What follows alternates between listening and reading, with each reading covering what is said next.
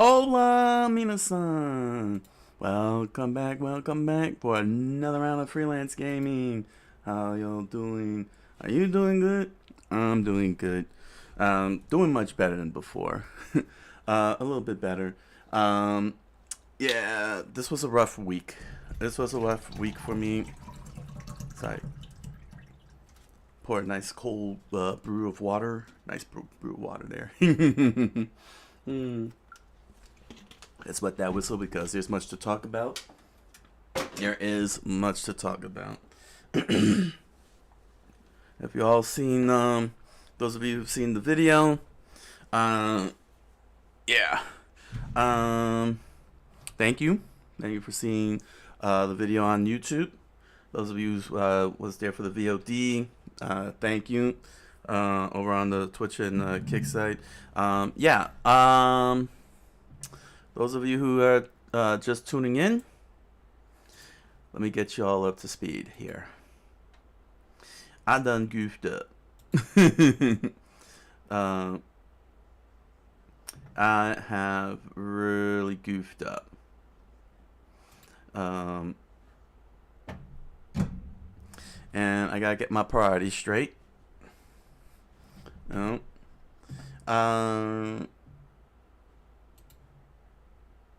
And get focused. I have to get focused, you know? So, what happened was, for all of you on YouTube, last weekend, I started writing Trucker no Bouken, the rewrite, because that's the whole mission of me and my channel, especially my writing channel. All those researches that I've been doing, that you all been watching. Yeah, when I wrote the first three pages to start the whole thing up, I started realizing a lot of things, and my brain was just going through a whole lot of things, and I started reflecting on the year, 2024, and everything I've been doing up until that point, because I was also, editing Secret Level, Episode 1, Magic Lumiere, Episode 1, and City Hunter, which are all posted up this week. And yeah, my whole brain started stumbling about, and yeah, I kind of realized that all that time that I had spent doing the editing, I could have been writing Trucker no Bouken. Basically, a whole myriad of things started happening, like all kinds of emotional, things were happening. All sorts of emotional things. Like I was feeling a pile on because of the results of everything I'm trying to do on the business side. This is like the business side of things, but it kind of messed me up. You know what I'm saying? I was mentally messed up. You know, you could go on to, I don't know how much longer it's gonna last, but if you want like the more minute details, you could go over to my Twitch, to my Twitch channel. Let me get this up here, and you could check out if you want like the whole spiel here. Oh, I don't have it. Oh no, I don't have it. Oh, because I'm live right now. Yes, I'm live. Right. Live multi-stream. Sorry. That's all right. It doesn't matter. I'm explaining to you all here anyway. So, one of my viewers over on the Kick side of my multi-stream, because I live multi-stream on Twitch and Kick, asked me what was wrong, had a conversation and everything, and went through the whole emotional damage, as the saying goes, as the meme goes, as the whole meme goes, and yeah, I came to realize that I didn't have my priorities straight. The whole purpose of those research videos you've all been watching is for me to be able to rewrite my latest novel, Trucker no Bouken. the entire book one is written out and everything in both English and Japanese. However, let's get the view screen up. How do you look? How do you look here? You look good. You look stunning. You look ravishing. You look ravishing, my novel. This is book one, all 12 chapters. First draft done. This is an early draft. And here's the Japanese language version. Where's the Japanese language? Here's the Japanese language version that I translated. Yeah. So all year around that, you guys been hanging out, watching my research videos. This is what it's all about. This book here, Trucker no Bouken, Trucker's Adventure. Basically, I needed to get some more extensive knowledge, information. Let me give you an example. If you've seen City Hunter, you saw that I have spoken, that I had done research on guns. And that's because I have a character named Detective Colt Maddox who has a gun. And I needed to understand, some of the stuff about a gun. Because you write about a gun, it's very easy to say, oh, you got bullets and such. But there was more to it than just that. You know what I'm saying? And the point is to, have some type of good knowledge so you don't look dumb when you write things. Now, this is a fantasy. The book is a fantasy, but there is, fantasy guns and other things like that. It's kind of like set in an Industrial Revolution type era. So the world is transitioning from swords and sorcery to like guns and sorcery. Think of it like that. And so that's why I needed, to do so much research, saying not just only on the modern side, but also the fantasy side, because melding, doing a time period that's transitioning from one era to another is a very tricky thing to do. It's a very tricky thing to do. So that's why the research videos existed. That's why they existed. You're more than welcome to go here at SYOSETSU.com if you want to watch the early draft. But I'm working on the third draft right now, and I was working on it last year, and I was doing some live streams on it. But I chose to prioritize my tabletop game, which I'm going to be doing today on the live stream. My tabletop game. Here we go. Savage Strikers. Savage Strikers, the fighting card game. This is the rule book. It's well, it's a little bit on. This one is obsolete, but I got the updated one in my computer, and it's completely updated because I went to PAX Unplugged in December. Out in December, I went to PAX Unplugged. Spoke with the company. Here we go. Brought the prototype with me. I did some more further extensive play testing in the Unpub play testing area for all of us game designers. So I brought the entire prototype with me of the game. There we go. Let me just pull this out. I did a whole display thing and everything. There we go. So yeah, it's a lot of cards here. It's 12 fighters. Each fighter has their own deck of 40 cards, and just like in Street Fighter, they basically beat each other up and such.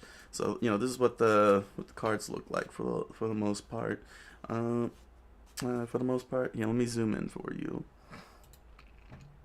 So basically, during the course of 2024, I have been working on these two IPs, Trucker no Bouken and Savage Strikers.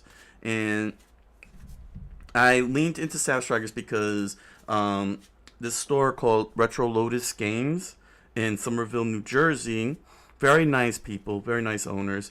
They hooked me up with a free table for 1 month in the summer. To play test and demonstrate Savage Strikers, to promote it and everything, and I offered up free pins, and I offered up the free pins and stickers. Free stickers and free pins from my novel, The Impossible Man, which is a strange fantasy novel. It's a nice fantasy novel, comedy, available on Barnes and Noble and Amazon.com. I want to give a big thanks to people who've been purchasing the book. Thank you all very much, and your support. It's a big help. It's a big help for the company. So yeah, I got, and this here is my Japanese language version of Savage Strikers right here. As you can see, it's in Japanese. Just like that. So yes, I have a big thing going on here. I got a big operation going on here. I'm trying to find publishers that can help me out with Savage Strikers, because I have zero knowledge in Kickstarter. I'm not well versed in it.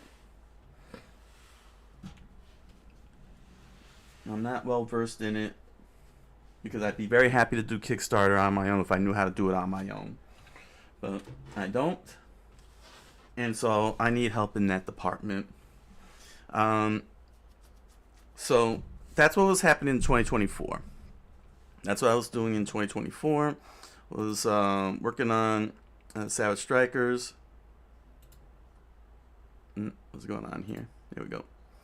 I was working on Savage Strikers, and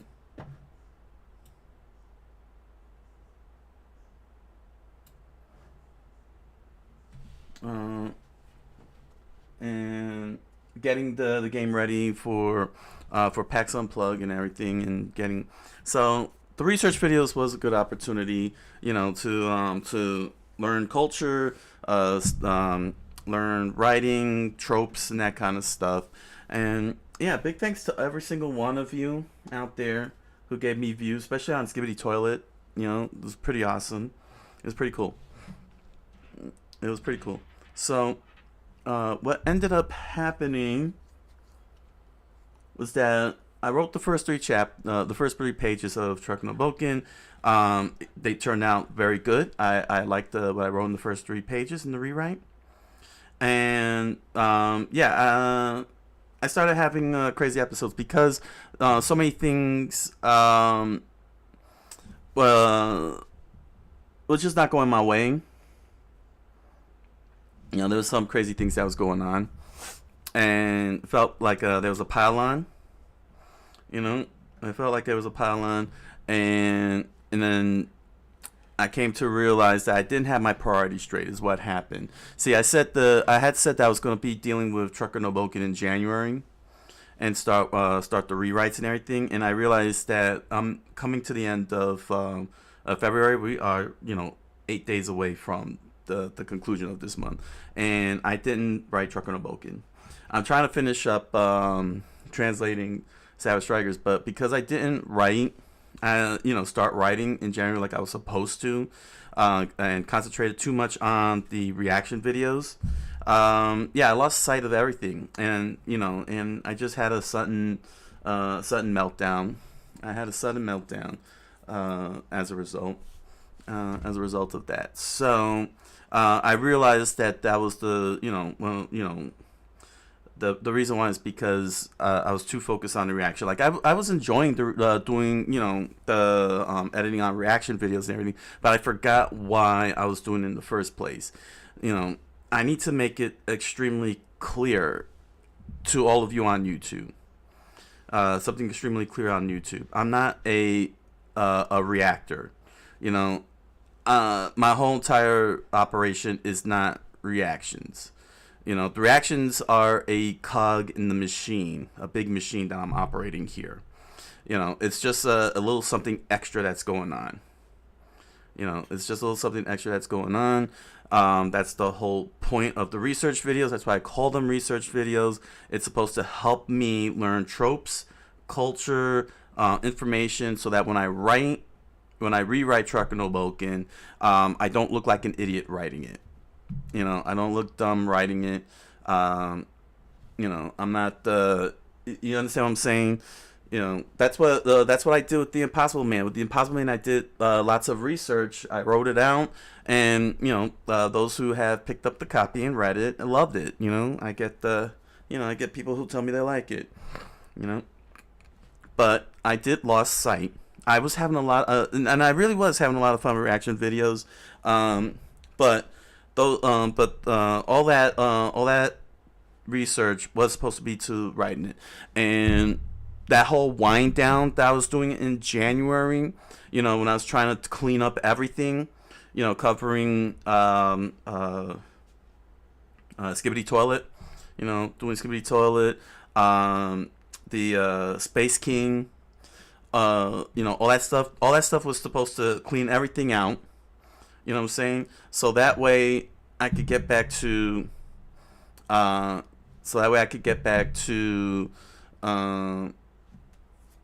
how you say, riding truck in Bouken. You know, that's why I was saying I was trying to bring the videos back down to lower levels. You know, trying to bring it back to lower levels, and that also should have included the content in the videos too for YouTube. Basically, I should have ended doing those research sections. Those research sections at the end of the reaction should have came to a stop. When I should have came to a stop, and that would have made things and that would have been fine. But I didn't do that. I leaned too hard, and I forgot my priorities completely. Yeah, it was a total mess up on my part. I completely messed up on my part. You know, especially for all of you, because you know, if you're all in the know on YouTube, then you know that I was doing this because of Truck and Bouken, to write that up, and I messed up. You know what I mean? So I have to reprioritize and focus on writing. Focus on writing Truck and Bouken like I'm supposed to. Mm.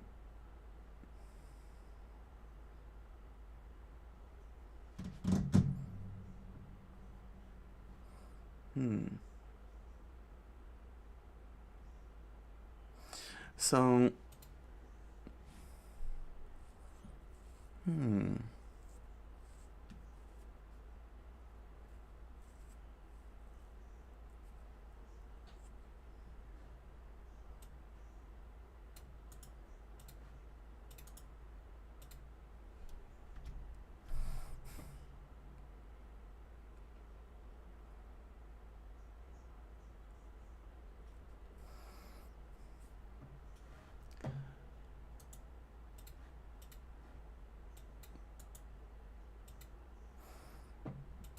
excuse me a second. I'm just straighten this out. Thank you for the likes. So, yeah.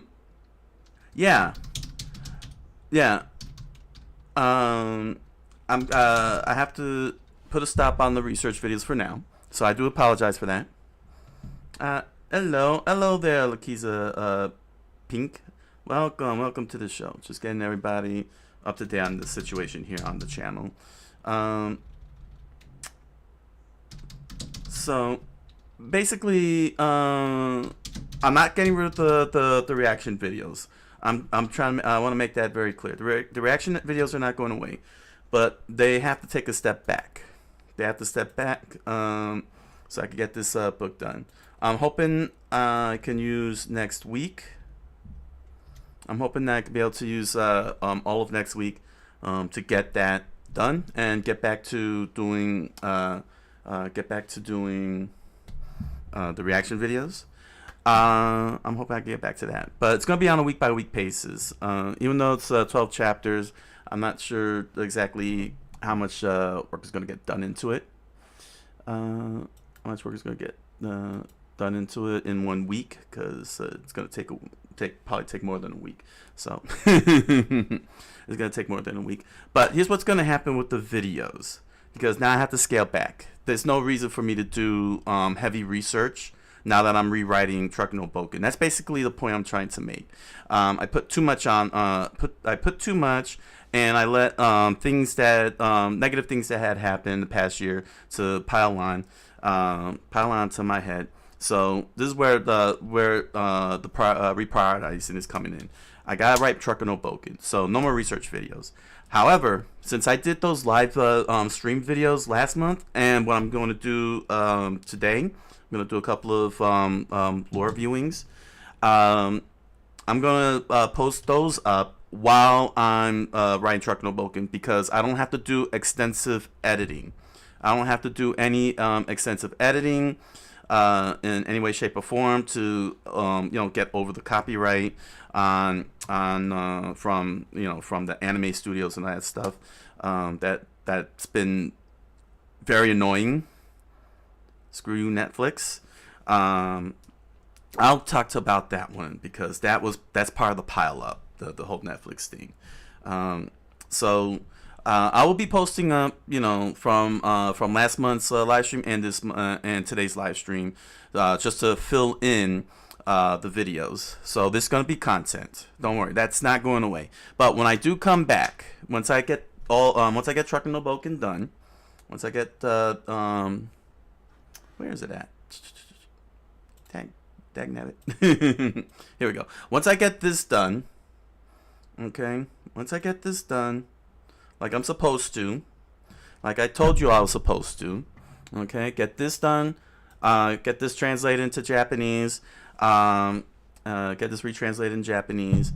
Then I'll be back to doing the research. I'm going to be back to Magi Lumiere, Secret Level, City Hunter. Now, what's going to happen is I'm going to go back to the first episodes of Magi Lumiere and City Hunter. I haven't archived them, removed them, or anything. I haven't archived them, removed them, or anything. So I'm going to go and re-edit those first episodes and remove the end sequence. I'm going to remove all the stuff, the intro, and the two researches that those researches that I was doing at the end of the reaction. I'm keeping the 3 moments though. I like the 3 moments, and I think that's a good supplement for reviewing, because the reason why I created the 3 moments of the show this go around was because I felt like the reaction in and of itself is the review, and you're getting that review within the reaction. So it was kind of redundant, to review something that was already reviewed. And not only that, but the 3 moments helps me set myself apart from other reaction videos, other reactors and such. So, and I've seen reactors do things like trivia. Cinnabinch and Chanel Riccio are 2 reaction channels that I've noticed, where they, at the end of the show, they do trivia, fun facts, like IMDb, that kind of stuff. So, but I'm not gonna do that, because they already do that. The three moments I figure will be great. The 3 moments that interest me, or 3 interesting moments. I'll probably call it 3 interesting moments, because I want the like, the dislike, the meh, whatever it is, and just do that for the reaction video, and that's it. So I'm gonna fix up those first episodes of Secret Level and Magi Lumiere, re-upload that. City Hunter didn't get the City Hunter doesn't need to be re-uploaded. Starting on episode 16 moving forward, we'll have the 3 interesting moments and the whole new format, the new format. So yeah, the research, the heavy research is done. The heavy research is done, and there's no more reason now, because after tonight, hopefully I could get it done tonight. But once I'm done updating the Japanese language version of Savage Strikers, then all I have is Truck No Bouken to focus on. So I have no more reason to not get back to rewriting this novel. I got to get the first book done. It's got to get done. So yeah.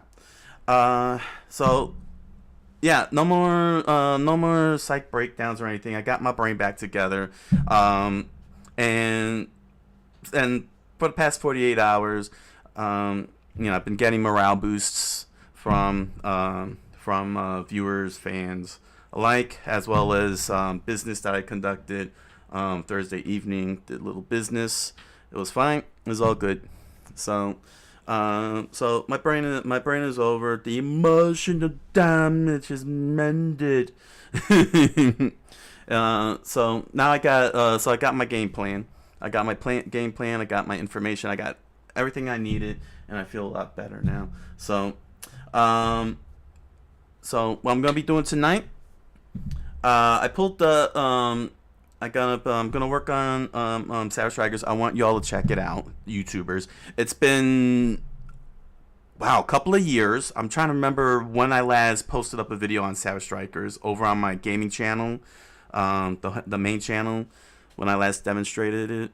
That was quite the long time ago. That was before I stopped live streaming on YouTube and moved to Twitch. That was a couple of years ago. So it's the first time that I'm gonna show where Savage Strikers is at this point. Since then, if you want to see what Savage Strikers look like in its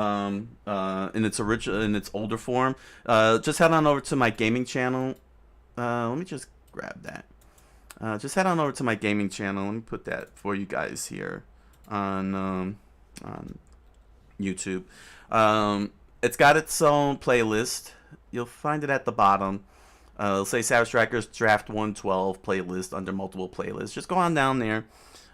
Here it is right here. This is the playlist if you want to see.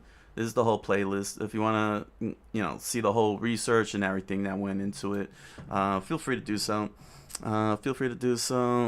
See what it was in its old form, and today you're gonna see what it looks like now, and why it's in pitch mode. So I'm very excited. So I think I may have to, I repeat this a lot. So I'm hoping once again, I could do this. I'm hoping again, I get people to listen. All right.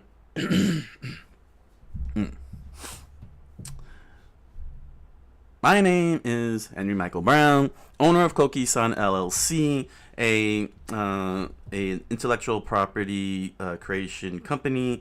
The job is to create intellectual property like Trucker No Bouken and Savage Strikers and get that out to market. I have a couple of IPs out right now, available in merch form.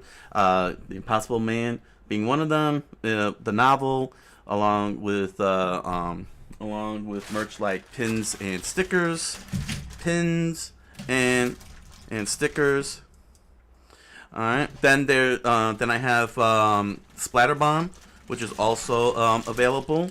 Right now, it's a tabletop game. I should have brought that over. It's all the way over there. I should have brought that over there. Brought it over here. You know what? Give me 2 seconds.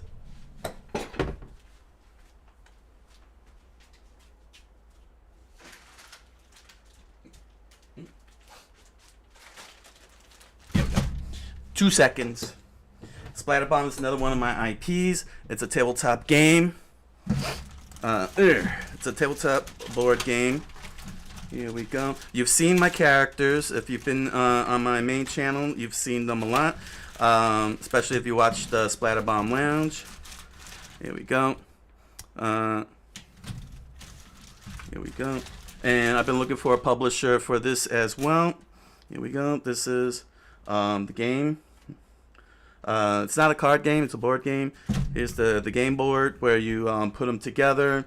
It's laminated because you will be using the marker to mark on the board. Like so. You go. You mark on the board like that to mark what your characters are doing. There we go. Some of my characters include Handy, which you've seen a lot. You've seen this character on my channel page, especially Coqui-san Japan, Spraycon, one of the characters, Washer. It's not Roller. unfortunately. And then there's, of course, Bradley. There's Bradley. So I have 2 games, 1 board game, 1 card game that I'm trying to get published. In addition to Trucker no Bouken, which I'm also trying to get published. Okay. I'm trying to get done. The mission objective. The mission objective of Coqui-san LLC is to get these IPs not only published, but in Japan.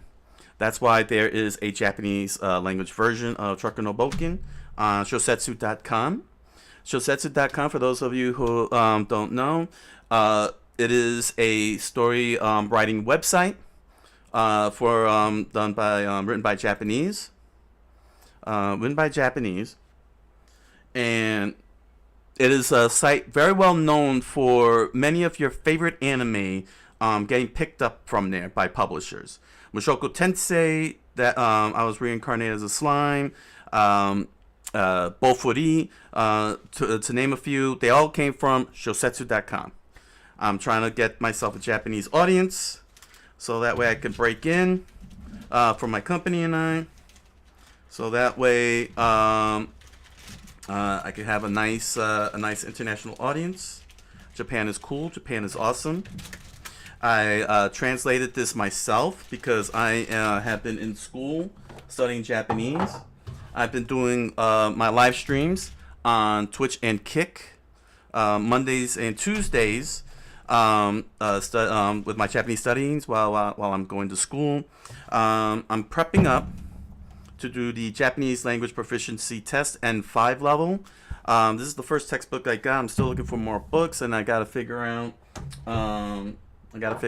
how to find a testing center, how much it costs, and all that stuff. But in the meantime, I'm gonna be studying that, so that way I can stop using translators as a crutch when I translate Trucker no Bouken, and later tonight you're going to see me translating Savage Strikers. Kanji is extremely difficult. Kanji is extremely difficult and has been a thorn on my side. I can read hiragana and katakana. Hiragana and katakana. To give you an example, right here, these little characters here, that's Daiichi Sho, which means chapter 1. And the first chapter is teleportation, or teleportation, if you want to get all accent like and everything. But basically that is the mission, and I'm trying to get my novel that is currently published on BarnesandNoble.com and Amazon.com into Japan as well. The Impossible Man. It's a very, very important book to me to get it out into their hands. I want to get it out into Japanese hands and get that audience going. Purchasing merch. I made merch out of the Splatterbomb characters, out of The Impossible Man, as well as another old story that I had going. If you've seen the video on my writing channel, I celebrated 15 years of Arcana Magi. My character that you see in my channel here, my writing channel, that little magical girl, she is not just only my channel mascot. She represents the Arcana Magi universe that I had completed. It was a 9-year write. It was a story that I used to practice and train myself to get better with writing, learning syntax and such. She became, I built a game around her, a tabletop game around her for my Arcana Magi series and franchise. And I was able to hire an artist who rendered her like that, that you see here on this channel. And she became the face of the writing channel. She's the official mascot for my writing channel because Arcana Magi was my largest story to date. It's a very, very big series. It's a multiverse. It grew into a multiverse, which was pretty crazy. I never thought in a million years I'd be able to pull something like that off. But yeah, I do have merch of her pixel form, which was her original artwork, and I was hoping that I could be able to make merch out of this artwork as well, out of her new art, but haven't been able to. So hopefully, yeah, my merch is on Redbubble because I don't have time in the world to play customer service. I'm a one man company, so it's very tough. It's very tough. But this is what this whole channel is about. This whole channel is about getting this. Well, it is in Japanese hands because it's on SYOSETSU, but it's about getting this rewritten so I could continue on with book 2 and get on with and then find out how to get this into the marketing, deeper into the marketplace. This is like step 1 of the Japanese marketplace, SYOSETSU. But if I want to get further inside the marketplace, I gotta figure that out. But I can't do that because I gotta rewrite it, not just only in English but in Japanese. And the issue that I'm having with Japanese, that kanji is extremely hard, and I've been relying on translators as a crutch. So even though I'm in school, the translators have become a crutch. So now I'm trying to get started in learning N5 level, so that way I can at least rewrite Truck no Bouken at an N5 level, and get it written in an N5 level, and I'll have a proper Japanese language novel for the Japanese. You guys don't worry, you guys have the English language version. Don't worry, I have an English language version. That's what I'm looking to rewrite this week. So that's why there's not going to be any research videos. All the videos that I'm doing for the live streams from last month and this month are going to get posted up, so there's content. Don't worry, there will be content for you all to watch. For all of you to watch. This is a very big deal for me, because I have been talking. I can't talk business, but I can say that I have been talking. I have been talking, getting information, research, and all that stuff. But I have been talking, so it's not like I'm not sitting here. BSing you guys. I'm sure you probably came across a lot of people on YouTube who'd be like, "Oh, I want an anime, I want a manga, I want saying," and don't deliver on it. There are people out there who are doing that, and then there are those who step it up, and I'm here to step it up, and I didn't do a good job stepping it up, so that's why I gotta step it up, starting next week. But I gotta finish one last thing, and that is Cyber Strikers, and get this translation done. So for the research videos today, I'm just gonna play it safe and stay on Skibidi Toilet and Warhammer. I'm gonna look at orcs and check out another Skibidi Toilet video. So I can have some content in case I have to go into the next week with Truck no Bouken. I'll have a little bit more content to work with and do all that. So this is the situation. I mean, I repeat this 1,000 times because I'm trying to get people to to hear, to know, to understand what's going on here, because this is a big deal, and I'm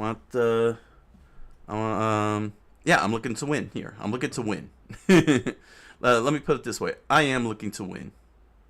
You so skibidi. Yeah, that's right. Let me tell you something. If you ever see Michael Bay, give him a hug and say thank you for letting for having Coqui-san research skibidi and give us all the love. Oh, that is so egotistical. That's so egotistical. How dare he? Twitter. Cancel.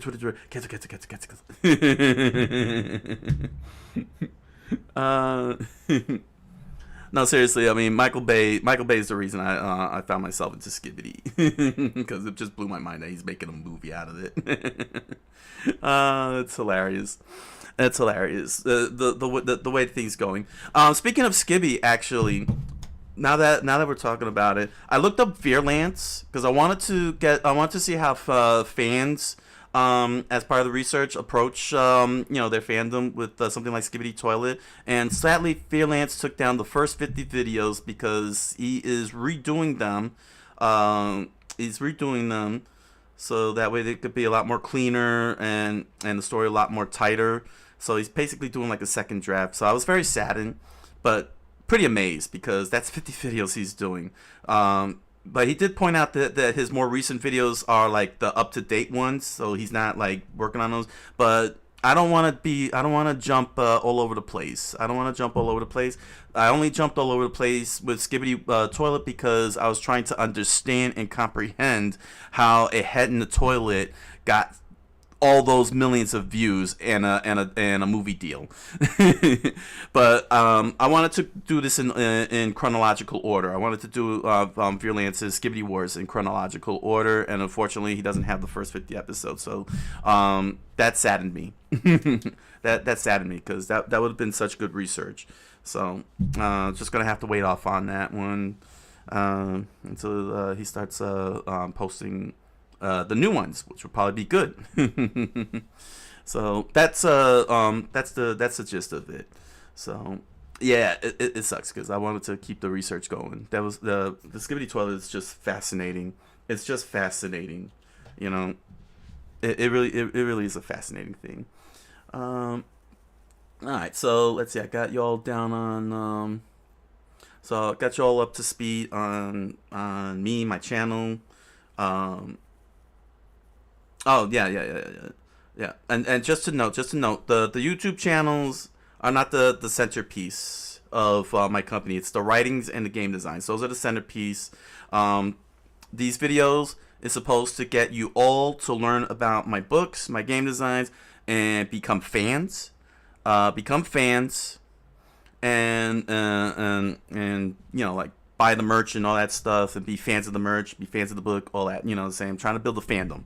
That's what this channel is all about, is to bring you all in on the journey. You all are welcomed on the journey for as long as you want. I'm not going to hold you at gunpoint. I'm not going to hold you on gunpoint, all right, to be my fans, so don't you worry about it. You could ignore this 12 gauge that I'm holding here in my hand. I'm just letting you all know that I'm not holding you on gunpoint.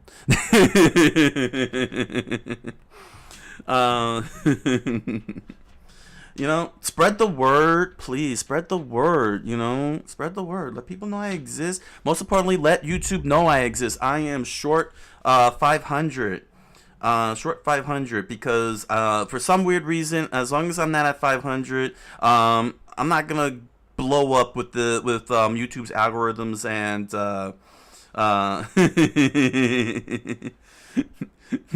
Lakiza Pinky is like, hell nah. Get that gun out of my face.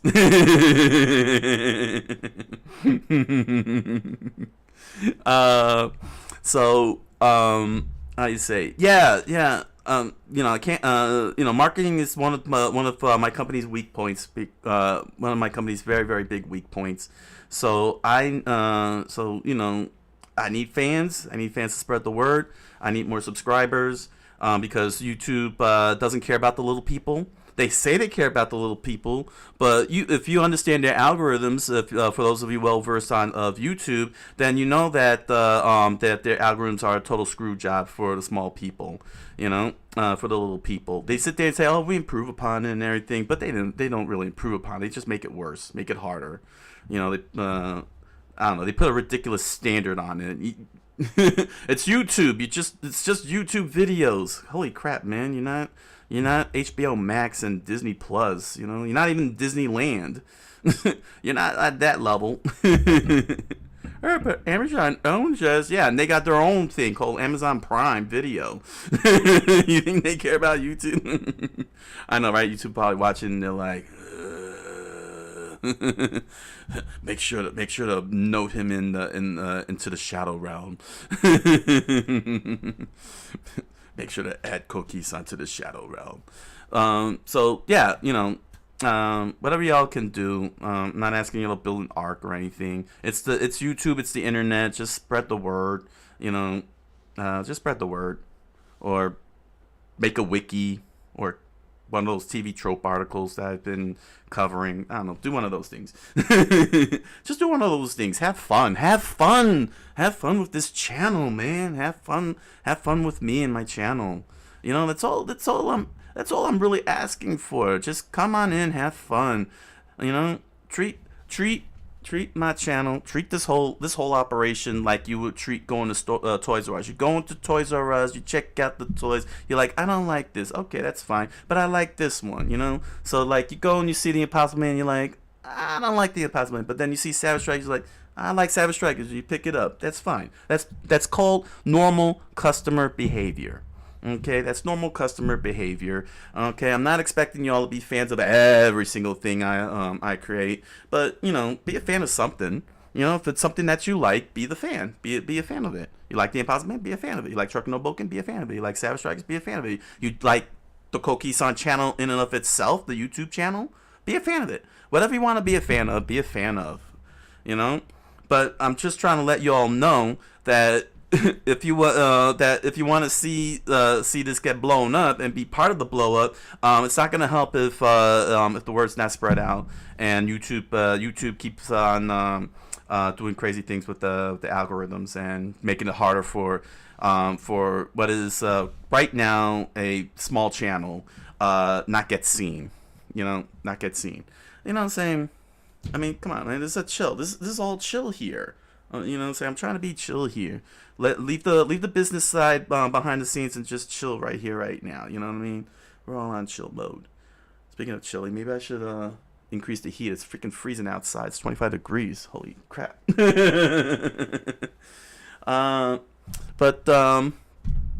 Yeah, you know, that's all I'm looking for. I'm just looking for a fan base. Just looking for a fan base. Everybody is welcome. Everybody's welcome. Or I could say something very controversial. Is that what you're looking for? You're looking for controversy? A controversial statement? Is that what you're looking for? You're looking for a controversial statement? Is that what you're all looking for? Something that you could clip?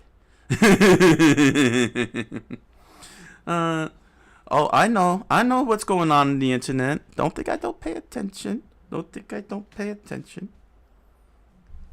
Oh, I see all. I pay attention.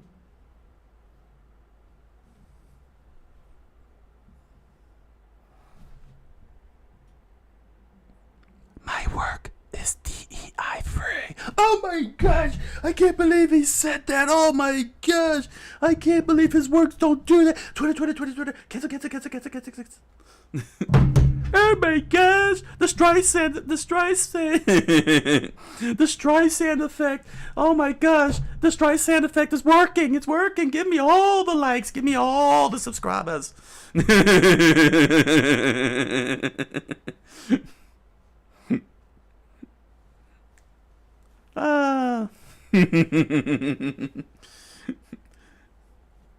Oh man, that's right. I think you know that thing is crap. It's an offensive crap. As a Puerto Rican, it's an offensive crap. If you want to see how I feel, I got a video on that on this channel. In my lore channel. Just go to my lore. Here, let me pull this up so you can find it. I encourage all of you to watch it because I know for a fact. Here we go. Yeah, see, that's my mascot, Azuna Kusanagi from Arcana Magi. I know for a fact that there's a lot of that BS going on, okay? And I don't like it as a Puerto Rican. It's very offensive. It's very insulting.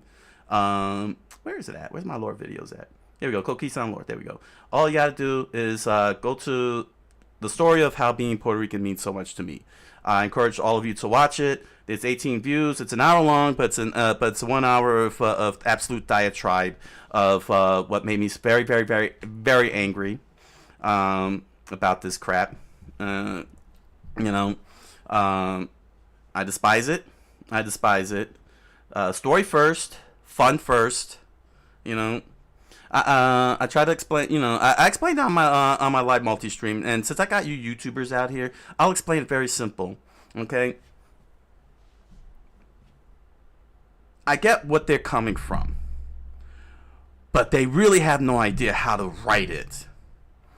Okay, we've had stories throughout the ages that bring to light controversies, social issues, political issues, and so on. 1984, Animal Farm, Splatterhouse 5. You know, we've had these over the ages, but they don't go around doing this to their readers. Okay. You know what? I've read this on Kick and Twitch. I'm gonna read this for you YouTubers, for all of you YouTubers out here. Okay, I'm gonna read this for you YouTubers. All right. Now, let me just I'll pull these out here. Okay, because I read these as a writer. I read these because I gotta learn to write. And Arcana Magi was a series in which I practiced writing. If you read it, you'll see a whole lot of messes. You'll see a lot of experimentations. It was all experimentations, understanding syntax and so on. But because if you want to be a good writer, you got to learn to write. And most importantly, you got to understand how to write. You know what I'm saying? I recommend for all you new writers out there, Strunk and White's The Elements of Style, the basic clarities of the basics of clarity and grace. David Gerald, Worlds of Wonder, to learn how to world build. It's a very good book. All right. Writing Well by William Sinzer, which helps with the syntax stuff. And my most favorite book that I'm gonna read to all of you, The 38 Most Common Fiction Writing Mistakes. All right, by Jack M. Bouken. I'm gonna read this for y'all. I'm gonna read this one chapter. Well, I read all the chapters. Well, not all the chapters, but I read the important ones. Okay, I'm gonna read the most important ones. What are we talking here? 14. Here we go. Chapters 14, 15, and 16. I hope you all are ready, because let me tell you something. The writers, the publishers these days that are doing this thing. You know, if people were to pick up The Impossible Man and see my characters, they will say, oh, this must be a DEI book. This must be DEI stuff. No, it's not. It's a comedy. It's a fantasy comedy. All right? It's fun first. You know, any type of commentary that I may have on it is actually sitting deep in the background. It's there, but it's deep in the background because the fun comes first. And same with Trucker No Bouken and others, you know? And people who see that flag there will probably think, oh, he must be a DEI guy. No, I am not. Because DEI insults me. It insults my people. Insults many ethnicities and nationalities and races. And I can't stand it. So, the 38 most common fiction writing mistakes. Chapter 14. I hope everybody listens clearly. Don't lecture your reader. That's the title of chapter 14. I want you to look at that. Let me zoom this in for y'all. Let me zoom in on this. Let's switch to the screen here. Okay. Now you're experiencing my diatribes. This is what you all miss when you don't join in on my live streams. You miss out on my diatribes. All right. Here we go.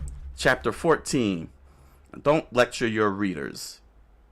All right. This is a very important thing. Don't lecture your reader. All right. Me.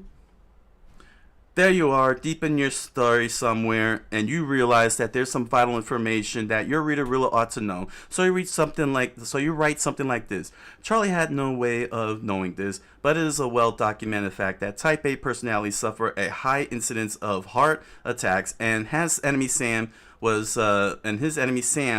definitely a Type A personality. Sam's troubles had begun early in his life, and an examination of his early background provides an interesting example of how compulsive Type A behavior can be destructive. That sounds weird, doesn't it? Yeah, I'm sure many of you have heard that kind of writing before, right? This is what he warns you of. Don't lecture your reader. All right. To continue, narration. This is Bouken here. It's probably pretty obvious to you that this kind of lecture doesn't fit very well into contemporary fiction. No.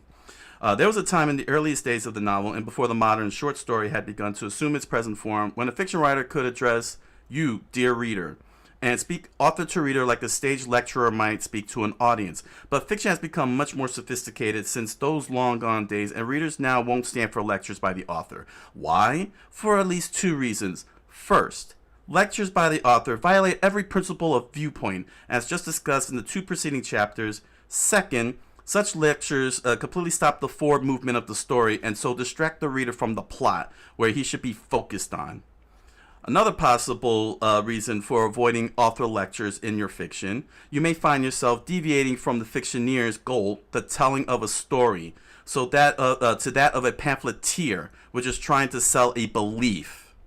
Fiction may convince readers about some moral, ethical, or political issue, but if it does, the convincing is a byproduct of the tale telling. See 1984, Animal Farm, Slaughterhouse 5. I was about to say Splatterhouse 5. Not the game Splatterhouse, Slaughterhouse 5.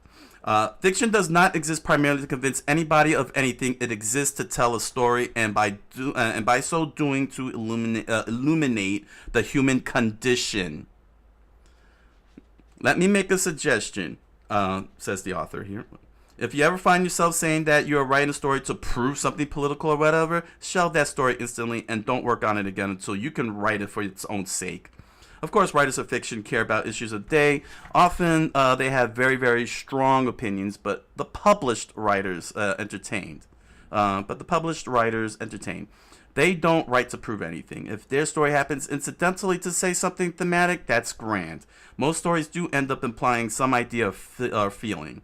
But the convincing, if any, happens is a byproduct of the storytelling process and cannot be its goal, or the story almost certainly will come out like a very bad Sunday sermon rather than as a story. So perhaps you have been convinced not to try to use fiction as a delivery system for your opinions. A soapbox is better. But what about those inadvertent, well-meaning technical slips that might also read like a lecture in your copy?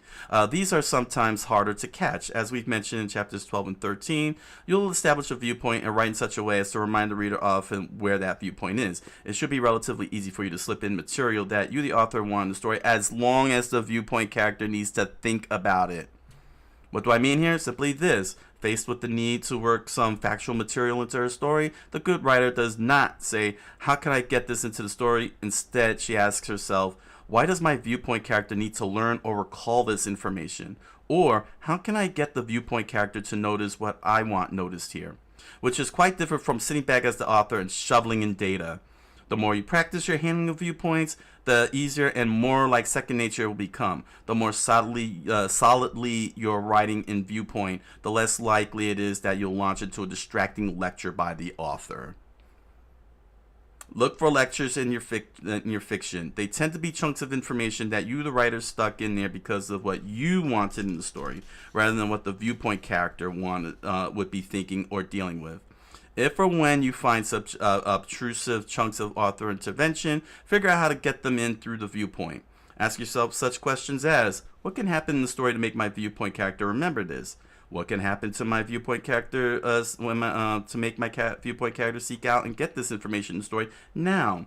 What other character might come in to tell this information to tell my viewpoint character, and why? What other source can my viewpoint character come upon to bring out this desired information? A newspaper story, for example, or TV news bulletin. There are always ways you can devise to avoid dumping information into the story via the author lecture route. There are always ways, and you must always find one of them. That's chapter 14. Chapter 15. Don't let your characters lecture either. That's the title of chapter 15. Let me show that to all of you. There you go. There you go. Chapter 15. As discussed in chapter 14, it isn't a good idea to dump factual information into a story via the author intrusion route. Sometimes writers realize this, but unfortunately decide to use their character as mouthpieces for the desired data, making the characters lecture at one another in a totally unrealistic way. Usually dialogue is not a good vehicle for working and research information. Characters tend to make dumb speeches for the author's convenience rather than talking like real people do. While dialogue does convey useful information in the story, and a lot of it, dialogue's primary function is not to give the author a thinly disguised way of dumping his lecture notes. Maybe you know the kind of lecture dialogue I mean. For example, Charlie walked up and said, "Hi there, hi there, Molly McBride, who was born in Albany, 1972, of poor but hardworking parents. Your father was a store clerk. How nice you look today, wearing that red blouse that goes nicely with your shoulder-length blonde hair. My goodness, as I recall, you must still be married to Brad, the world champion tennis player, whose last tournament appearance saw him reach the semifinals at Flushing Meadow, where cut." Yeah, you've seen that. You've seen that. I know you've all seen that. Yeah. This kind of nonsense is every bit as obtrusive and dumb as the direct author lecture discussed in Chapter 14. Dialogue, emphatically, is not made up of sequential lectures by various characters intent on telling each other what they already know. Dialogue simply cannot be used as a disguise for author lectures. You, the writer, must find more clever ways of working your needed information into the story. Finally, let me make one more impertinent observation about lectures by the fiction author. A large percentage of the information you think must go into your story will find its way into the characters' lives and actions without your much worrying about it if it is truly relevant. On the other hand, you may need to question whether some of the stuff you want in there is really needed. If the characters don't talk about it, remember it, or act upon it in the course of your plot, how can it really be so important? And if it's just your opinion about something, who cares? Certainly not your readers. Leave the lectures for the classroom or the Moose Lodge. Write fiction. That was chapter 15. I'd say, how long is chapter 16 here? Oh, okay. I can get through this? Yes, I can. Chapter 16. Don't let them be windbags. Here we go. Chapter 16. In the last chapter, we warned about letting characters lecture for the sake of piling information into the story. But that's not the only way. Writers sometimes mess up their dialogue. Sometimes without realizing it, they let their characters talk on and on boringly, becoming windbags. A windbag in old-fashioned slang is a person who talks and talks and talks and talks and talks some more and never lets anybody get a word in edgewise. Windbags in real life are colossal bores. We see your videos. We see your tweets. In fiction, they're even worse. That's important to remember because so much of modern fiction is composed of dialogue, characters talking. You can't afford to portray windbag characters all the time because if you do, your characters will be boring. Your dialogue will look more like rampant soliloquies than real people talking, and your story will go right down the tubes. So you have to write modern dialogue. That means that the only time you can let a story character talk like a windbag is when you intend to portray him as a windbag. The great majority of your characters have to be more terse and logical than we often are in real life if the dialogue in the pages to appear realistic, which is to say, good, realistic story dialogue often has little actual resemblance to the way we really talk every day. It just looks that way. How do you avoid the dread windbag syndrome? You must not fill pages with endless rambling talk. Try to substitute speeches for dialogue. Allow characters to beat every subject to death. Let one character totally ignore what the other is saying. Fill your story with talk where nobody wants anything. Be literary or classic. Produce pages of dull, overlong paragraphs of speechifying. But what, you may ask, can you do to prevent this sort of thing? In the first place, recognize that a story conversation should almost always follow the rules of stimulus and response as explained in Chapter 11. Second, whenever possible, set up your dialogue scenes so that they play out one-on-one, getting rid of other characters who might interrupt and make the conversation more complicated. Setting up one-on-one dialogues often makes life simpler all around. If Joe and Bill are to talk in your story, and you also have Sam and Fred standing around, figure a way to have Sam call to the phone. Fred decides to go to lunch. Now, you have a one-on-one between Joe and Bill, and it's easier. Remember, too, that most of the time your dialogue will become sleek, swift, and contemporary if you will just provide your viewpoint character with a conversational goal. With a conversational goal. A viewpoint with a goal. Information to be sought or an opinion to be sold will tend to keep things moving in a straight line, even when the other character is being obstreperous. The strongly goal-motivated talker will not allow pages to fill with rambling talk. He will stick to the point and keep dragging the conversation back to it. And he won't allow long speeches from anybody. He'll keep insisting on a return to the issues at hand. Having a conversational goal helps you avoid the impulse to drag dialogue out endlessly, beating the subject to death too if the characters stick to the point, and one of them must insist on doing so. Then the conversation not only can't wander too far away, you can't extend past the point of decision on the point at issue. In this regard, it's vital to make sure both characters are listening. If character A wants to talk about who stole the money, but character B simply won't pay any attention, it keeps mumbling about his golf score last weekend, all is lost. Nothing will make sense or progress. You need to make your dialogue participants listen, then respond directly. If you fill your story with people who don't want anything, of course, all is lost anyway because there can be no focus and therefore no linear development. All right.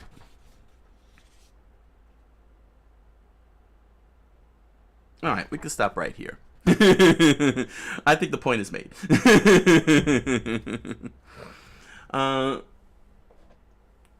If you all feel skittish that there's some DEI thing going on here, no, there's none of that going on here. I like to tell stories. I like for my stories to be fun. I like to write interesting characters.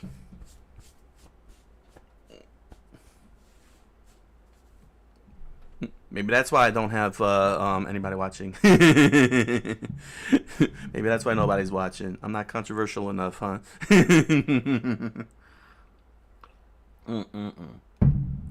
All right. Let's see here. Where is the games at? Here we are. Let's set this up. Let's get on with this game design here. That was a good 1 hour. That was a very impressive 1 hour. Oh, here it is. What are you doing? Stop messing around with me. Okay.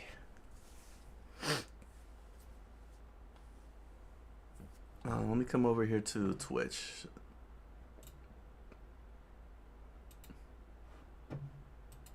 Hello, everybody on Twitch. There's nobody there. I speak to an empty crowd. There we go. Let's switch this over to game development so they know that's what's going on at the moment. Here we go. All right. So now that I got everything out of the way, the plans for next week, share a controversial moment with chat room here on YouTube. Awaiting people to clip me out of context and start canceling me on Twitter. Let me make some room here so I could clear this out. Let me put my prototypes here back in. I'm gonna need to do some music here. That's gonna be insane. That's gonna be insane to do all this without any background music. How's a little Street Fighter 6 sound? Sounds good? I'll pull that up. Let me pull that up. And get copyright strike. Like, oh my gosh, he's playing the music. He's playing the music. Let's see here. There we go. What the heck am I looking at over here? Well, dang. Oh, that's hilarious. Somebody did a short of Cammy from 1994 to Street Fighter 6 from her debut in Super Street Fighter. Gosh, man, they had to they had to go with that screenshot. That's hilarious. Oh, that's hilarious. Internet never change. Please do, please. We can't.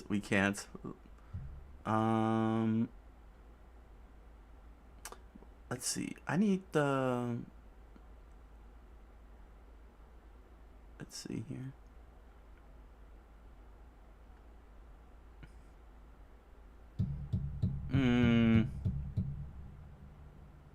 Trying to think here. Well, it's not think here. I'm trying to find.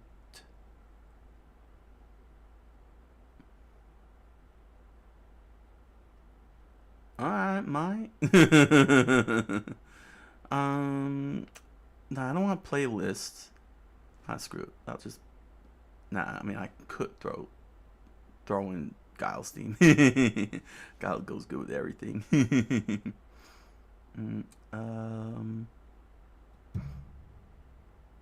I'm just don't want to find myself jumping out too much. I'm switching things here. Set that there. I need my arm room here. Oh my gosh. You know, there's so much I wanted to cover. I think I'll talk about that later. Magic the Gathering. Yeah.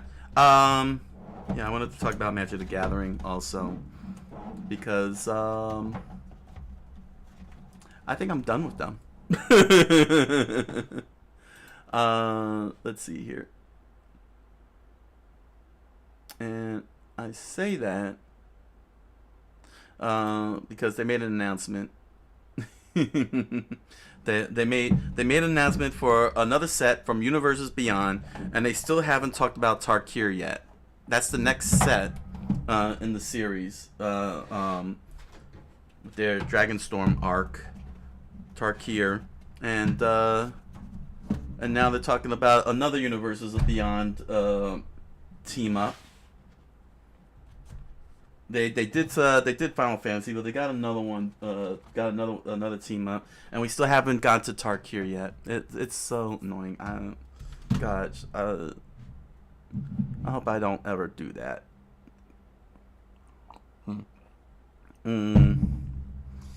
Let's see. Why am I only getting playlists here? Is there not like one whole? You know why? Because I'm worried about crashes because it's got to switch scenes so much. Dang, this playlist got 146 videos of Street Fighter 6 OST. Yeah, let me type Street Fighter 6 music. Man.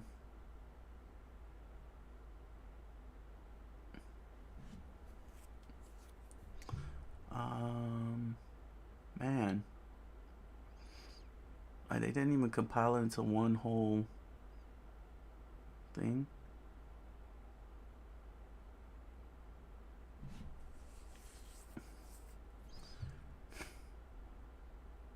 Alright. I know for a fact that Street Fighter 5 has all in one video. I should be able to find it.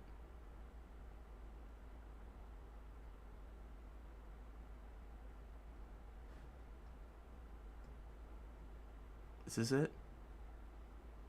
Alright, here we go. Champion Edition? No, that's not the one. Close, but not the one.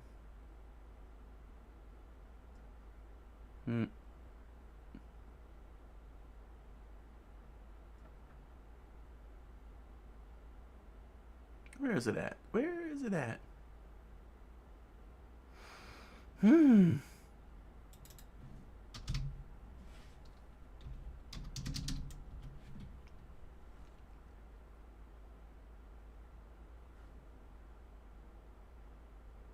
You know, you asked for one whole compiled video. At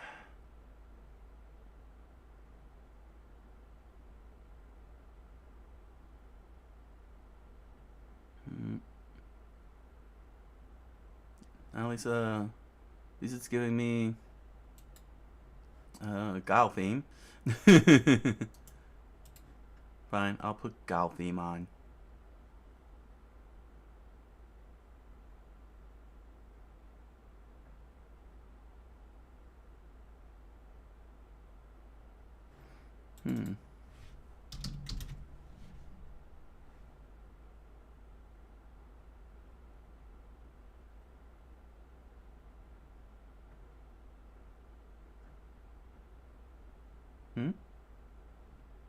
Man.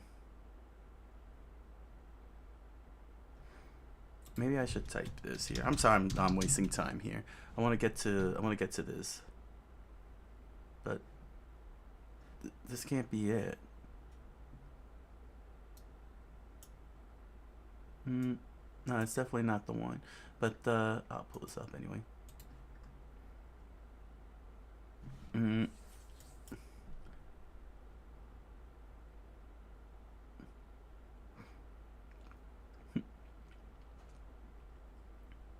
Ah, there it is. This is the one. Oh, that was the arcade edition. Gotcha. Okay.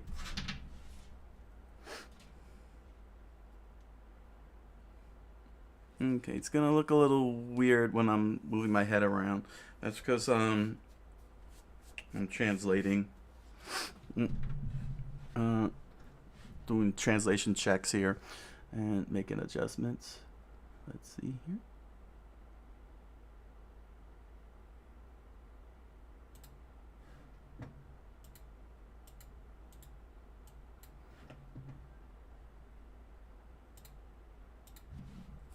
All right. I gotta switch the view here, don't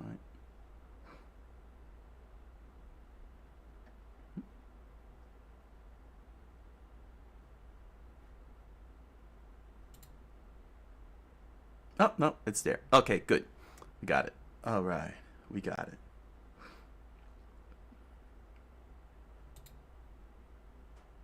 it. Oh, no, I lost it. Okay, there it is. All right.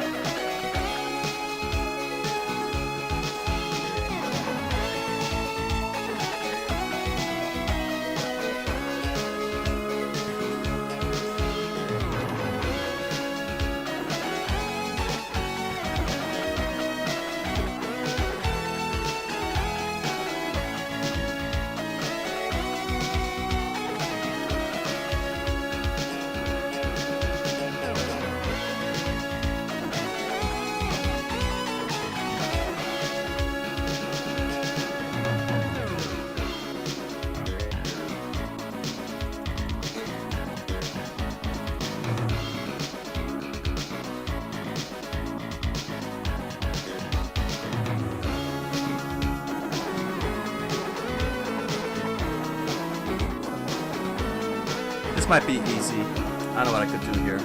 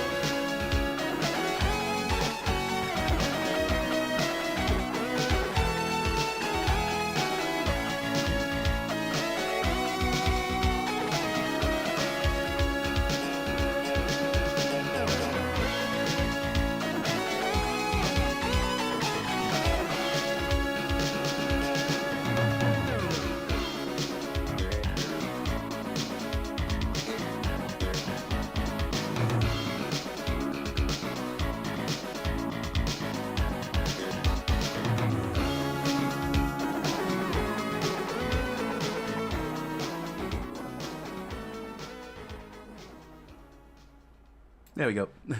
Little Guile theme there. Because it went with everything. No, not this one. This one.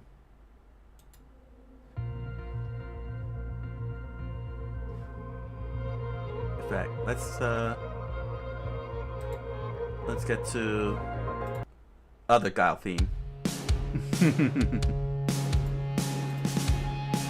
Alright. There we are. So all of this was updated.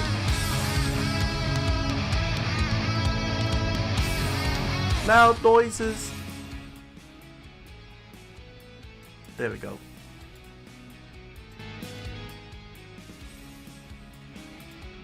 Alright, there we go. Alright, this is this part will be easy because I had taken care of all this, the effect boxes. So in the effects section here, I just have to copy paste. Just copy paste everything. So here is counter.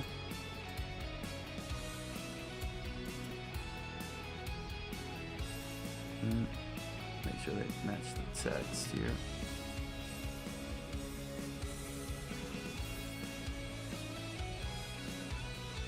I said, give me that. I don't want that. No. That's weird. So it comes out. Alright. Can I match the formatting here? Yeah, here we go. Not sure why it's giving me underlines here. Oh well. No biggie. Clear that out. There we go.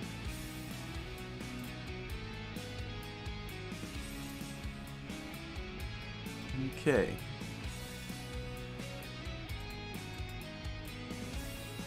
And then I gotta deal with the gameplay.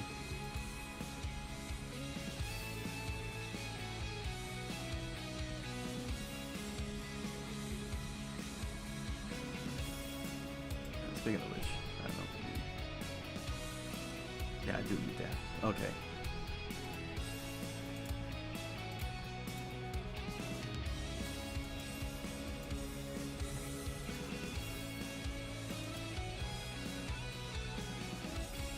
There we go. That's a little better.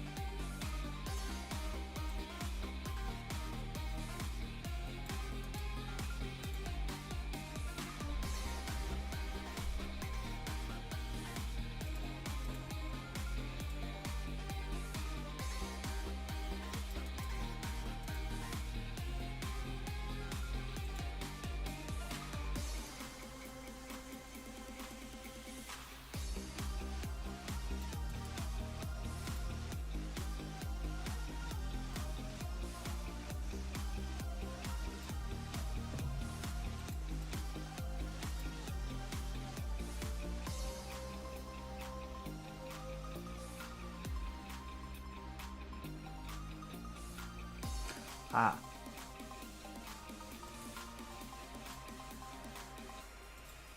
Right, this is Okuzeme. I misspelled it.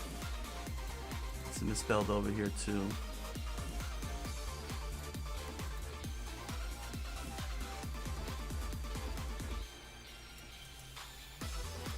There we go.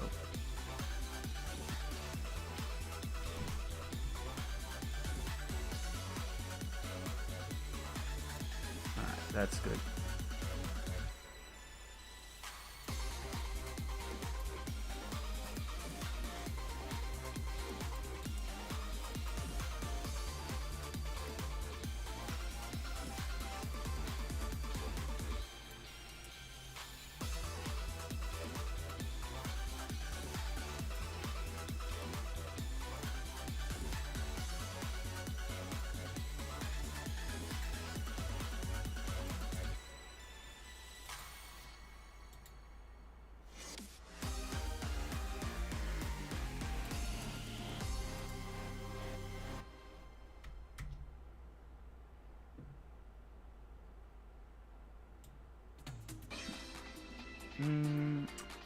Yeah, stealth and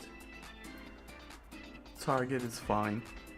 I didn't change anything out of those two. Alright.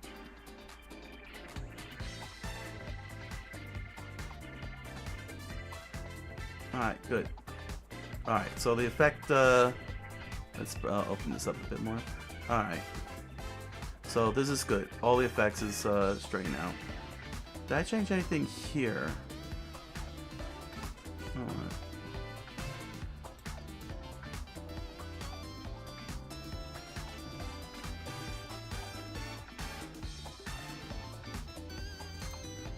Alright. Let's see. No, right?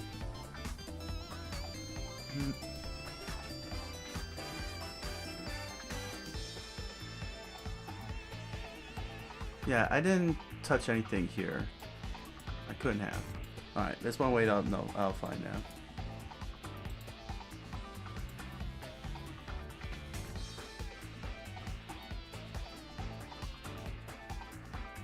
Alright, that's fine. Next one. Let's see here.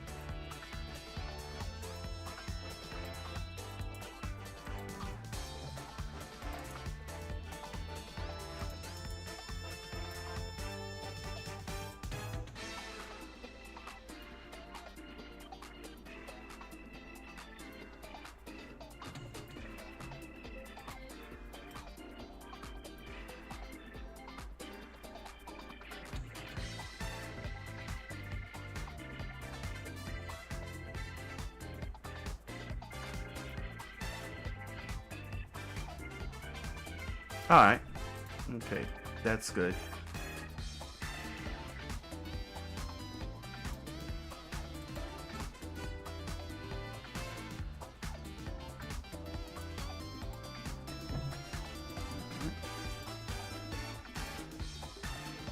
Alright, hard checking the translations right now.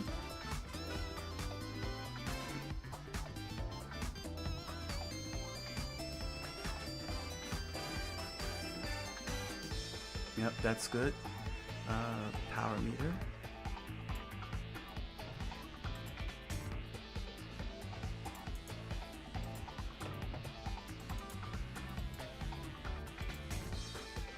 Yeah, everything north of page 6 should not have been changed.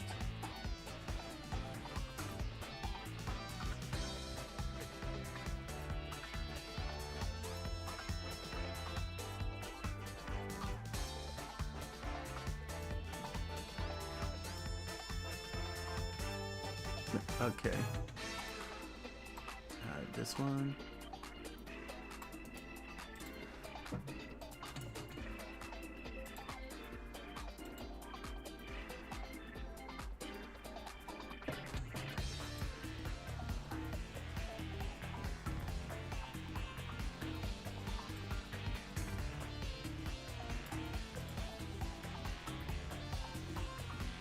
Okay, good, good.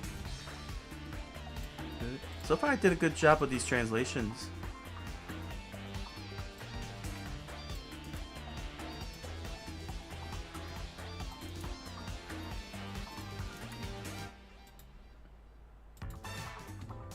The tough part will be the big one that I changed, and that is the gameplay.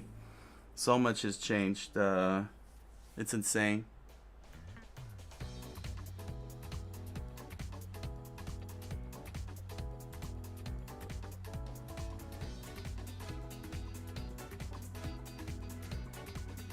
Yeah, that's about right.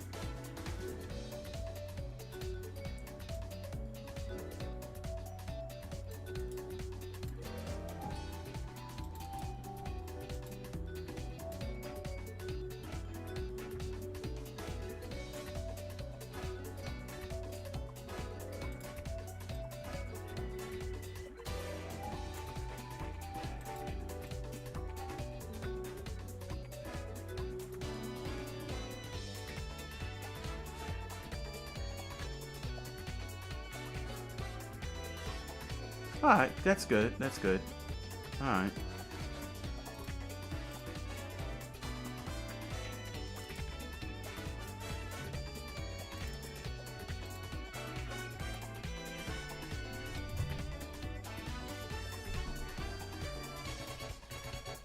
Alright.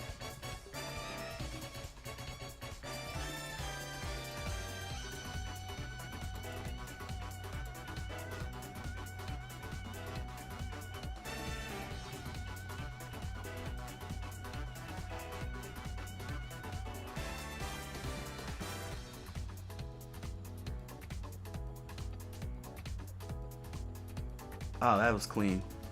Cool. Alright. Next one.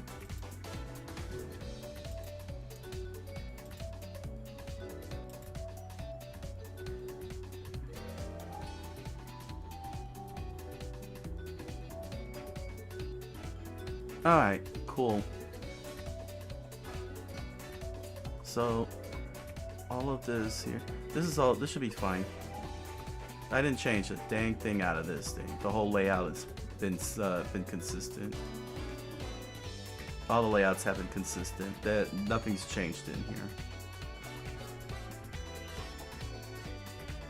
Yeah.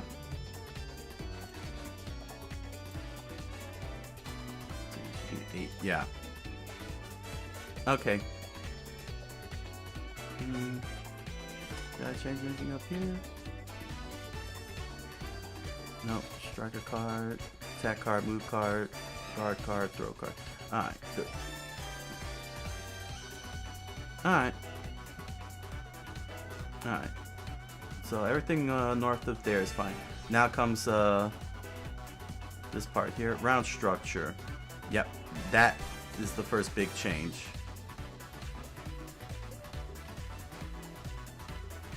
Let's see, scroll down. Yeah, see, there's 3 here, but now there's 4 phases. Yeah, okay.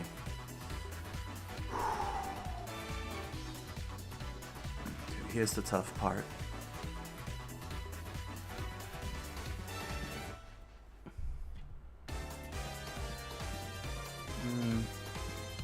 And then I gotta deal with all this.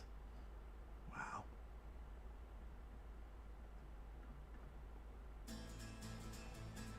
Yeah.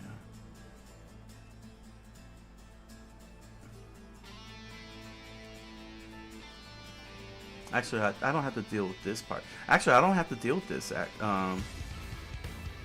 Probably ending the combos, maybe these parts here. But this didn't change. No, none of that changed. I just added one more, yeah, it's this part here that's cool. Alright. Alright, let me not overthink.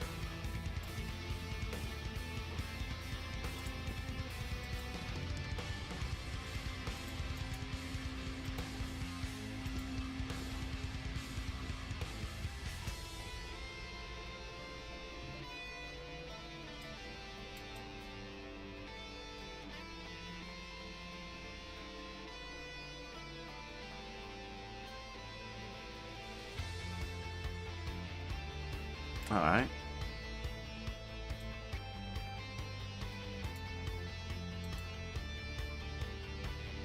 So the confirmed phase is the one that's new. That, well, I mean, I wrote it. It's new, but new to the Japanese book there.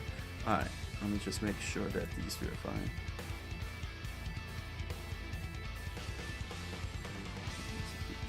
Combo. Yep. That's correct. And this last one.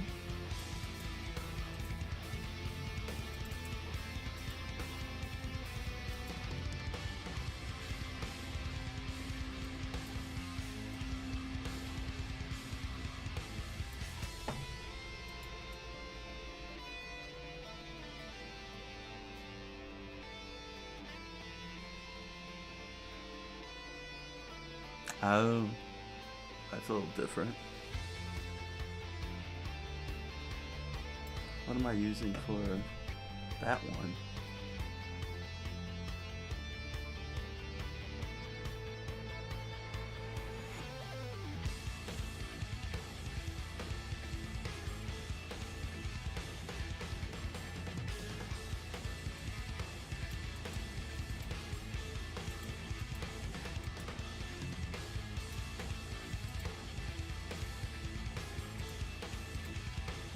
Huh.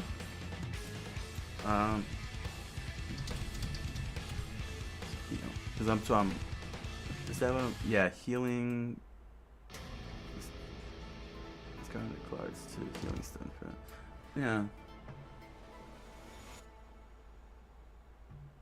I should use this phrasing. Alright.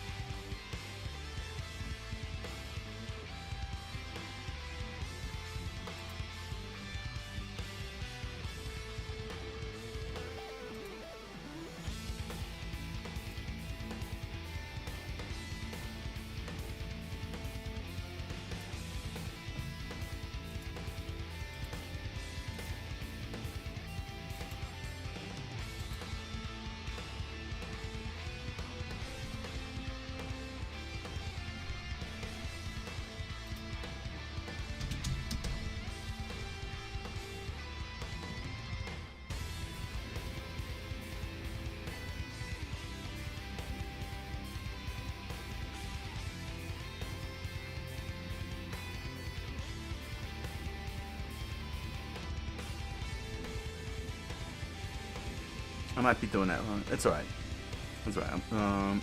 Let's get to the new one, the new phrasing. Over here.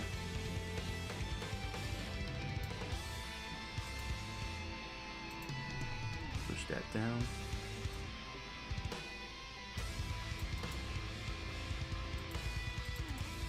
I can just copy paste that.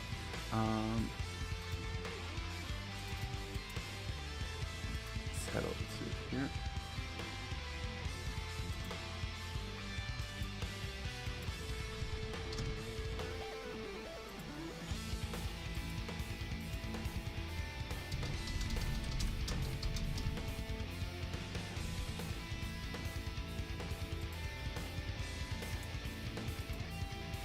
I don't want to take too long.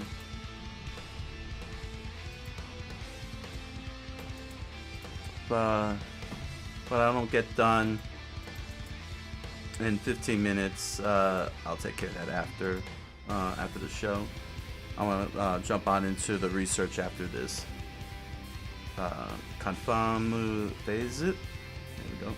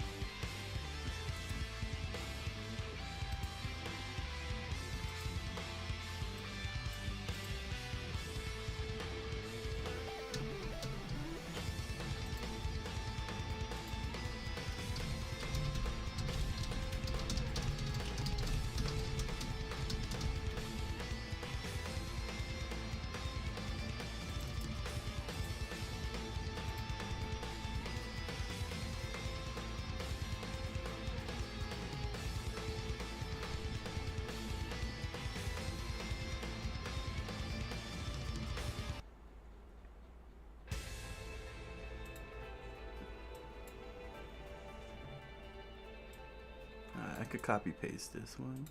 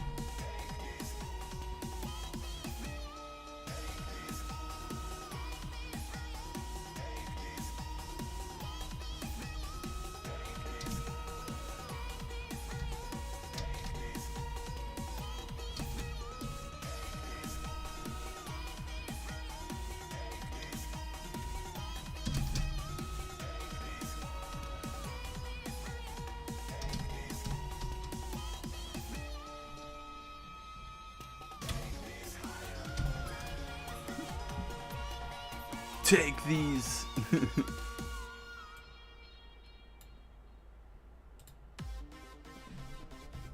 we go. Push that up a bit. fix this up here. There we go.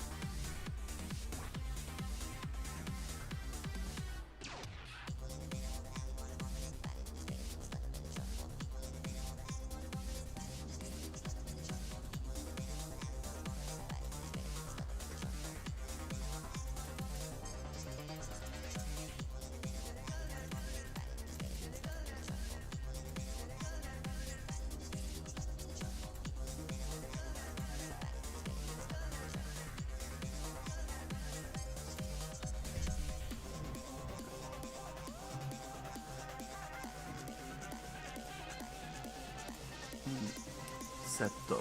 Let's see.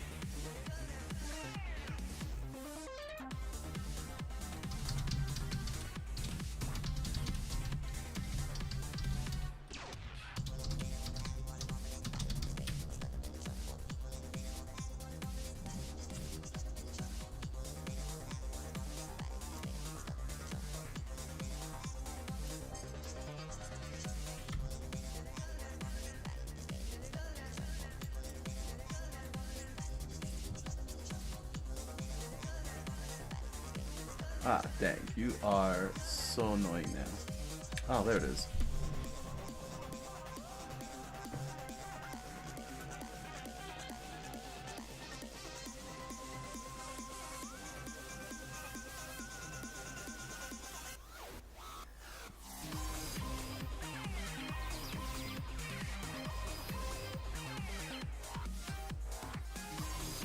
Really?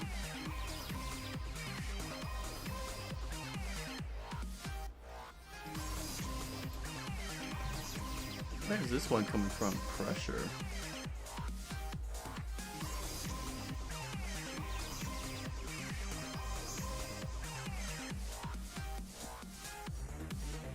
I didn't even notice that. There's pressure on here.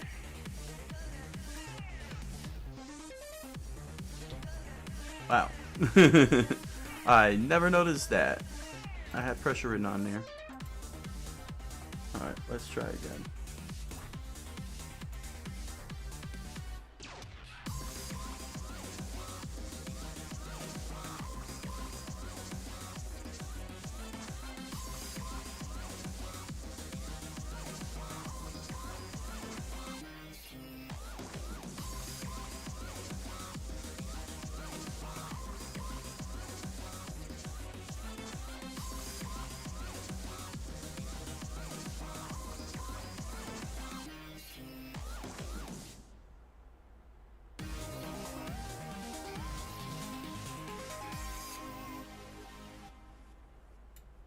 Alright, we'll stop here.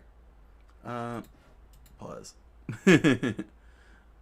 Alright, we'll stop here. So we could go on to the next thing. So, alright. Alright, so I got some more done. I'll finish this off stream. Let's see here. Yeah. Yeah, it looks like there's gonna be because of the fact that I added a whole new phase. I moved the what was originally the combo. So I had originally 3 phases, but I turned one of the steps here in the neutral phase into its own phase. So now there's 4 phases in the game. So basically, yeah, there's a whole lot that's gotta get translated. A whole lot, because actually this thing is very behind, isn't it? Let me expand this. Yeah. Yeah, power meter. Yeah. Yeah, since this I added a whole new mechanic. Oh wow. Okay. Yeah, since then I added a whole new mechanic to this here. Oh, okay. I did do confirm phase. Okay. Wait, so I did update this? Oh, snap. I really did update this. Oh, wait. I, I am done?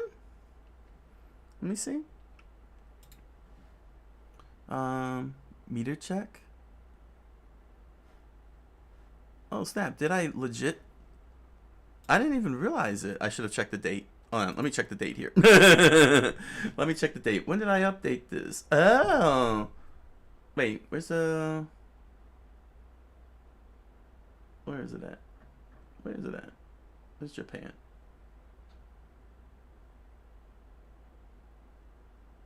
Here we go. Oh yeah, I did update it. Okay, I did update it back in December, right after Unplug. Oh, okay.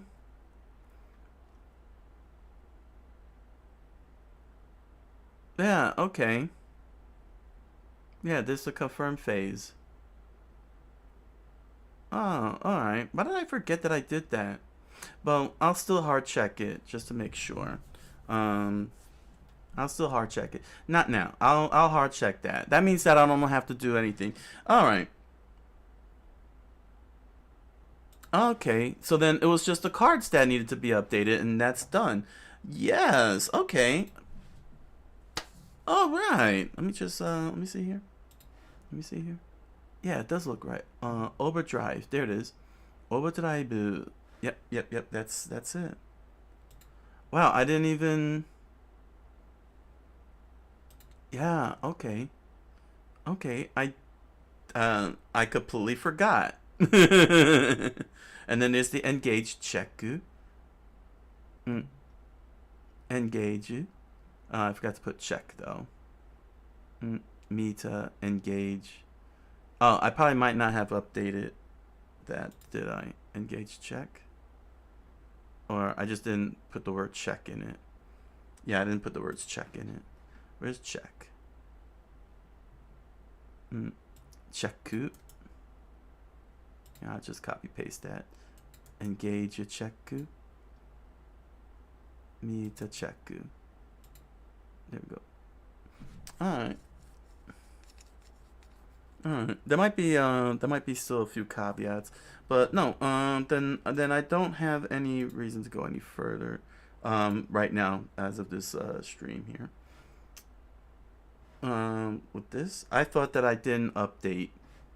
Yeah, I thought I didn't update this. It seems like I did. Advantage. Check. Yeah, and then I did the home type confirm phase here. It's right there. Let's see. Yeah. Oh, okay. All right, so then that's good. Then I'll just hard check it. I'll hard check that off stream just to make sure that it's good. So we're good. All right, I'll save. No problem. Let me save, close, and let me switch over here. All right. Yeah. Okay. So yeah, there was a few things that did need to get tweaked here and there, but so I'll just have to hard check. I'll just have to hard check. That's it. All right. All right. Oh, okay. I thought I didn't update that rulebook, but I technically did. Awesome. All right. All right, everybody. Yes.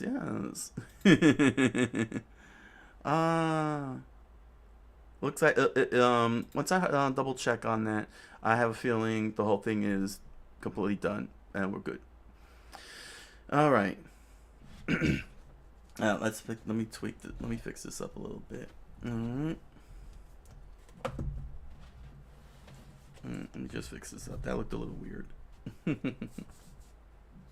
All right. So I wanted to do a quick thing on Magic the Gathering here. Here we are. Here we go. Just take the time to thank the chat room on YouTube. Lakiza Pink. Sure you had to go for the day. Thank you very much. Thank you for all the wonderful emojis and hearts and such. Really appreciate it. Okay.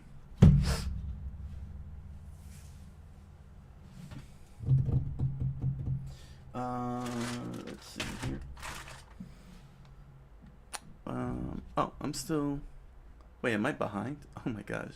Looks like I have lag going on here. Over on YouTube. Let's see. See if I can unlag that. Can I unlag that? Let me just push this over.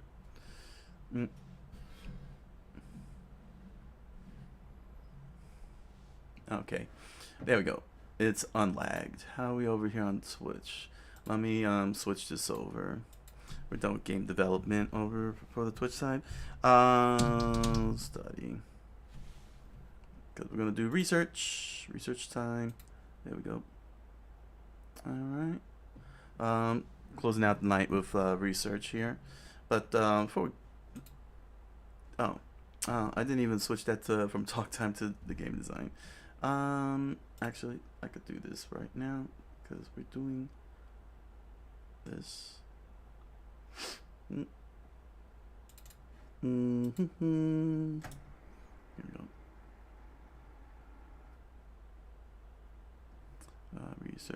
Research time. It's research time. There we go.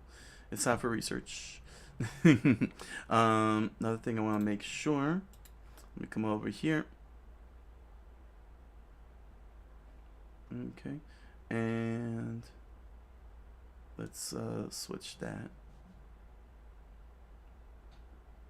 Let me see. I'm in the game mode. Let's see. What's this here? Nope. You don't want that. Where is it at? Ah, here it is. There's the disclaimer. Just want to make sure the disclaimer is up, because this is research. Gonna do some research. Don't. But before we do the research, yes, before we do the research, I want to. And again, just a reminder to all of you, you'll find links down below, but if you want to check out the rough draft of Shurken no Bouken Book 1, all 12 chapters, it's all of Book 1, you can head on over to SYOSETSU.com if you want to see how terrible my Japanese is. Both links to both versions are in the description below if you're interested. And BarnesandNoble.com and Amazon.com if you want to get yourself a copy of The Impossible Man. Help yourselves out, have fun with it, and again, and I do want to stress this: if you're the type that likes to do lore videos or videos on people's books, and you do one on my book, thank you very much, and I do look forward to checking that out if I stumble across it. So yeah, there we go. So yeah, and of course links to other merch are in the description below. So let's see here. I just want to get everything set up. I want to clear out the windows so they don't crash. I won't suffer a crash or any unnecessary lag. All right. Yeah. So let me. I wanted to talk about Magic the Gathering real quick for all you Magic fans out there. I play Commander. I got like 20 decks now. You could. Well, I don't have it up anymore because I kind of stopped doing tabletop videos, but I do have a tabletop channel, Coqui-san Tabletop, and I did videos on Magic the Gathering. I was doing videos on other tabletop games and video games with that have tabletop themes in it. You know, there were tabletop games in like Billion Road, and Yu-Gi-Oh! Master Duel. But I focused on Magic the Gathering, trying to see if I could get some momentum. Algorithms were just not kicking in. So yeah. I finally got my cards from Card Kingdom, and finally built my Armada deck. Aether Drift, the latest set in Magic the Gathering, expanded on pilots. I was very happy, and they did a good job with the pilots. They made them very well, clearly defined now as to what they can do, what their abilities are, as a tribal deck. And I themed it around Neon Dynasty's mechs. So basically, I have pilots that pilot Gundams. um, let's see here. So I've got the Caladon in the mail. I finally got Caladon. Like, these were all uncommons and rares. I was not going to be buying a whole bunch of Aether Drift packs to try and get them. I just was like, cut the middleman out, and just go to Card Kingdom and just get them. Sure, I could have ran up and down New York City to all the local game stores, but the last time I've done such a big trip like that, I didn't find all the cards that I had in the list here. And so I was just like, okay, I'm not gonna waste my time doing that again for these pilots. I got the Canyon Vaulter from Aether Drift. I also went to Kaladesh. Got the Kaladesh pilots. I've been looking for this one for the longest time. Gear Shift Ace from Kaladesh. Let's see here. Who else did I grab? It's a big list here, but I just wanted to show, yeah, here we go. I got the Veteran Motorist, Redshift. Let's see, the Motorist from Kaladesh. This from Aether Drift. I got Redshift. This is a rainbow deck. It's all 5 colors, Uborg, as they say. Uborg. I also got the Artificer Ovia. Very good Artificer for vehicles. And I got Mu Yang Ling. And the cool thing about it was that I ordered them at 4 o'clock in the morning when they were officially made available for sale at Card Kingdom. So I got the cards at $2 and under. Each of these cards, $2 and under. I even got the, let's see here. Where is it? I got the Valor's Flagship. Again, these were $2 and under. Many of them were under 50 cents. So I was able to get them, all the pilots and the vehicles that I wanted for this deck, and was able to, oh yeah, and I even got the lumbering wagon, world wagon. So yeah, I got what I wanted. I was able to structure this deck. Oh yeah, the Guidelight Matrix, I got that too.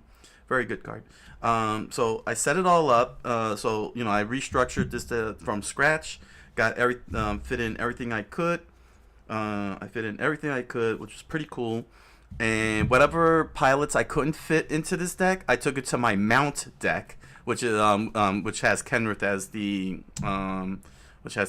commander. The mount deck is all about using the modification effects from Neon Dynasty. I really love Neon Dynasty. Kamigawa. That got me back into Magic and into Commander. Oh yeah, and I'm also using these lands for my mech deck, my mecha deck. This is basically my mecha deck, so I'm keeping it anime themed. That little anime theme going there. But yeah, the pilots that I couldn't fit in here, I put them into my mount deck. Since they can also manipulate mounts, the new pilots in Aether Drift.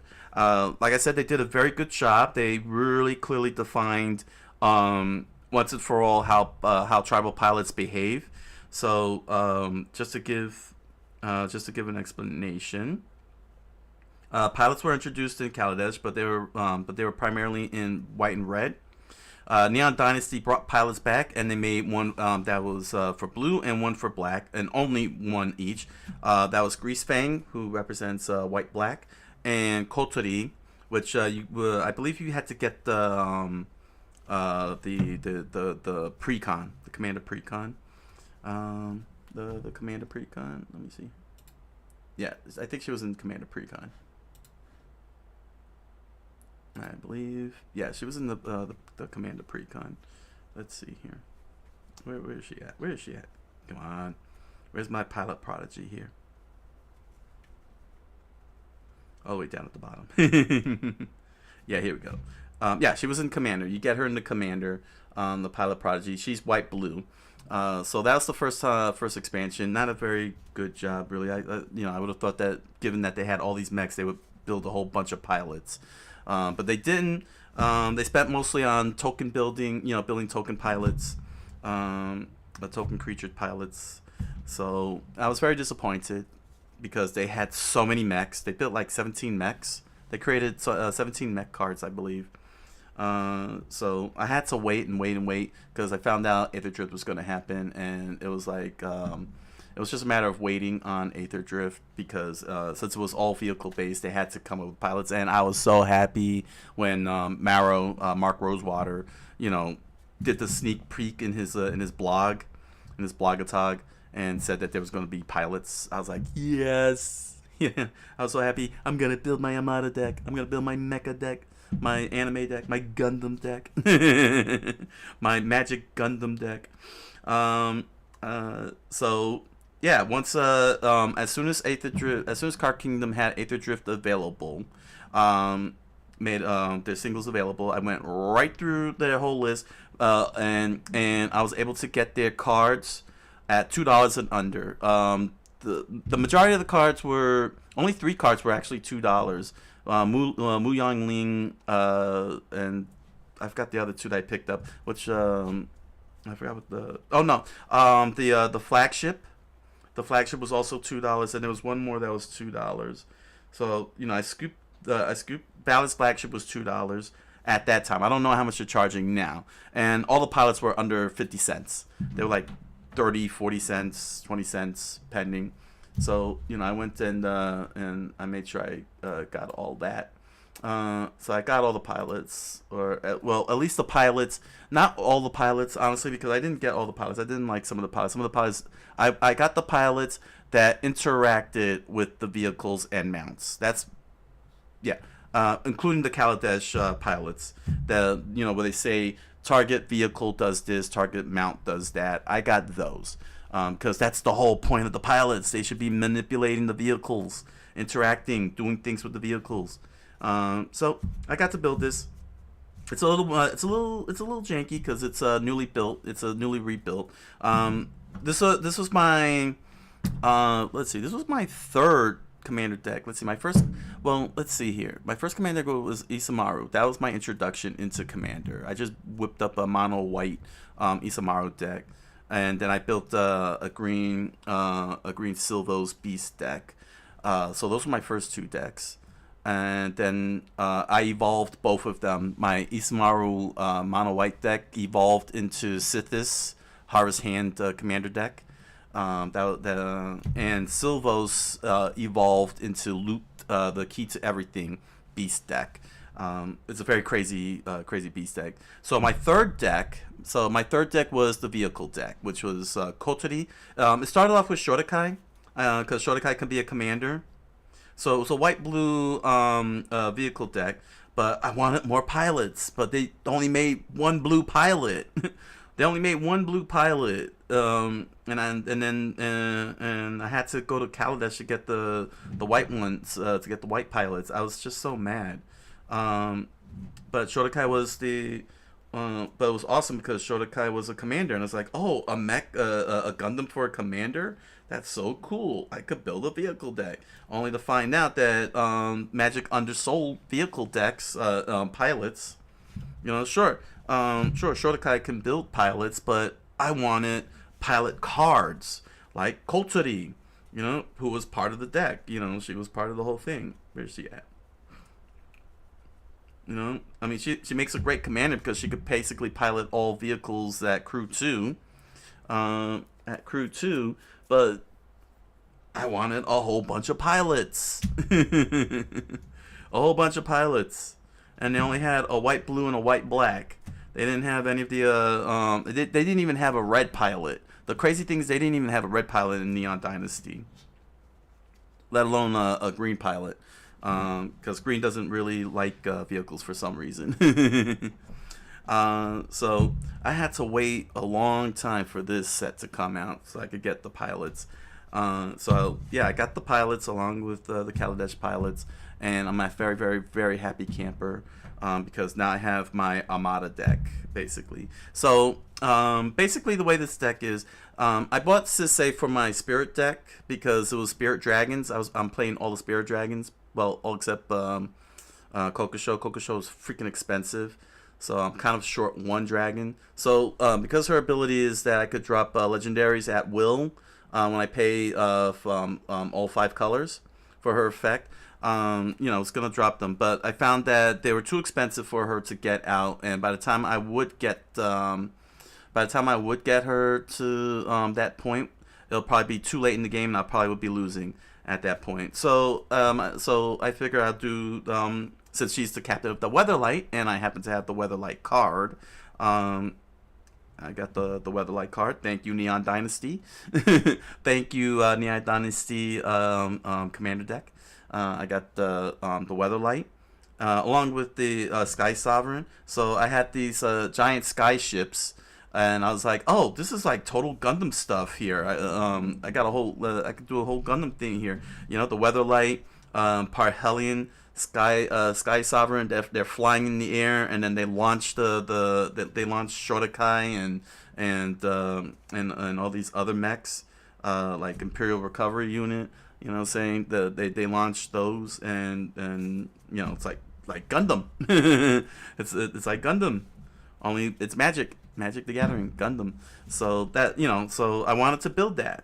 And unfortunately, I tried doing the Rainbow deck, but because I didn't have enough pilots, because they didn't make enough pilot cards, having it as a Rainbow deck was ridiculous. So I kept it white-blue until Aether Drift. Now that Aether Drift came out, they created a new blue pilot, Mu Yangling. Let me find her. They built a new black pilot. The undead pilot. I forgot his name. I got him here. I'll show you. Let's see where. These are all the mechs and everything. Here we go. Here's Mu Yangling for blue, and I have this one here. This little creature. Here we go. Deathless pilot. Deathless pilot for black. So now I got the other than except for green's only pilot is some guy named Graham from Doctor Who. But now I have 2 blue pilot cards, 2 black pilot cards, the red pilots and the white pilots, of course. No green pilots because they haven't created green pilots, which probably is understandable given the thematics of Magic. And so now I got a nice Rainbow deck, and I still have green considering that that I have a green Artificer in Ovia, Automatic Artisan. Very good, very good Artificer. And I have a green mech in the form of the Lumbering World Stomper. I know it's not Stomper, but basically the idea behind this theme is that I would have the flying airships like Weatherlight and Parhelion, Lumbering World Wagon. The artificers would Rebek,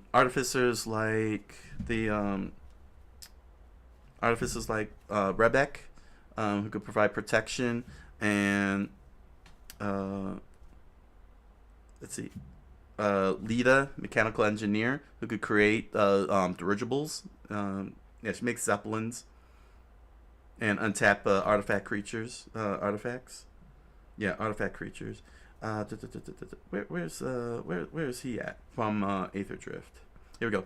Daring Mechanic, which says put a +1/+1 counter on target vehicle or creature. Saying the artificers would act like the mechanics for the giant mechs, and the pilots would pilot the mechs. That's the idea. That's the theme behind my deck here.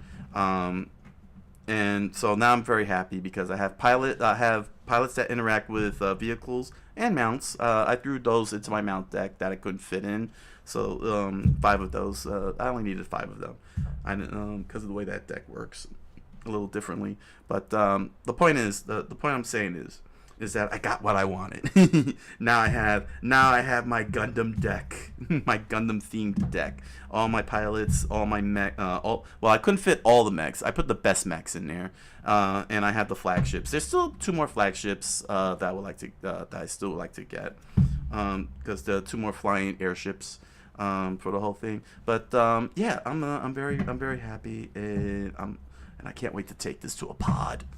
I can't wait to take this to a pod. Let's sit that there. Speaking of magic, while we're still on the topic, yeah, I'm not liking what they're doing right now. What Hasbro and Wizards of the Coast is doing, I really don't like what they're doing, because the next set in Magic is supposed to be Tarkir Dragonstorm, which is part of their Dragonstorm arc that they've been releasing. Outlaws of Thunder Junction, Bloomborough, Aether Drift. All that's supposed to come to a head with Duskmorn. All that's supposed to come to a head in Tarkir. Tarkir is supposed to be like the end of this arc, this current arc, and the problem is that they have not released a single video yet on Tarkir. It's called Tarkir Dragonstorm, I believe. I forgot if it's called Dragonstorm. Well, either way, it's Tarkir. The point is, it's Tarkir. And earlier this week, they did a video for Final Fantasy, and then today they did this. They released this video here.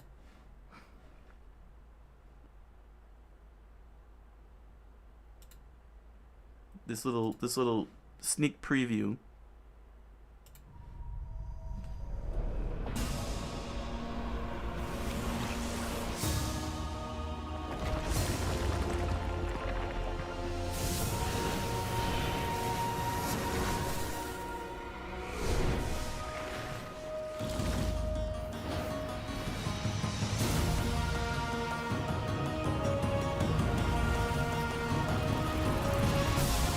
Avatar by James Cameron.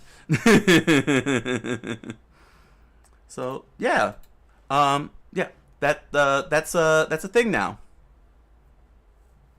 That's a thing now. Avatar's a thing now, and yeah, I'm kind of tired of it. Again, Tarkir, Wizard of the Coast's own storyline, Tarkir. All right, it does not have a video yet. They haven't released a preview or anything of that. Alright, but they're showing all these Universe Beyond stuff. And I'm kind of tired of it. And not only that, but we haven't even gone far into Aether Drift. Aether Drift just came out this week.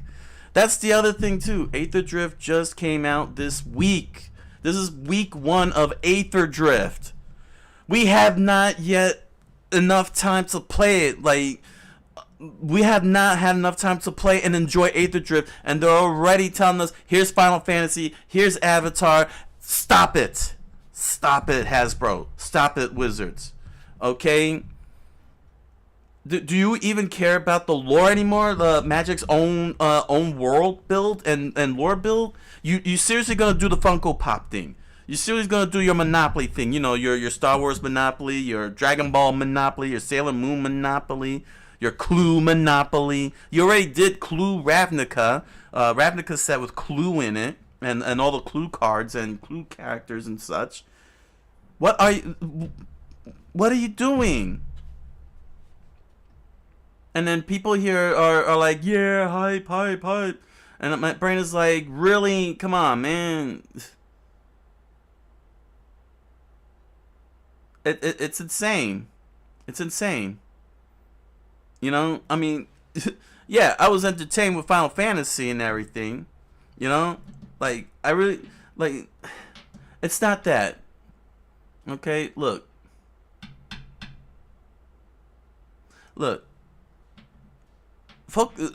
You're making the same mistake I'm making. All right, you're not focusing on one thing at a time, because that's what I did. I didn't focus, and I had a burnout. You're doing the same thing here. You're causing a burnout. All right.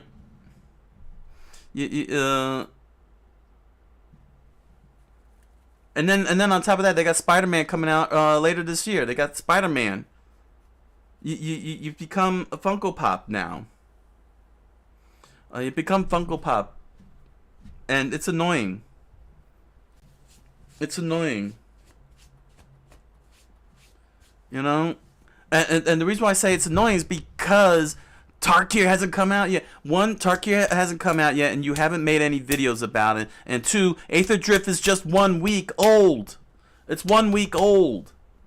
It's 1 week old. Now all of a sudden, in 1 week, you throw a video for Final Fantasy and a video announcing Avatar, The Last Airbender. Can you let us play the damn game first and enjoy the sets you bring out? Can you give us 3 months? At least 3 freaking months with your set to enjoy and absorb it. Like, why? Why are you doing all of this? What, you think we're gonna walk away from Magic the Gathering if you don't spend 1 week dropping a freaking set? You freaking Magic the Gathering. You have an install base. You have a freaking install base. Go back to the block structure. You should never have left the block structure to begin with. All right. Okay. Stop acting like we're gonna walk away 1 week after a release, because that's what you're saying. You're saying that after you had released Aether Drift, okay, after 1 week of playing Aether Drift, we're all gonna walk away from Magic the Gathering. We don't walk away from Magic the Gathering. Well, I did walk away from Magic the Gathering.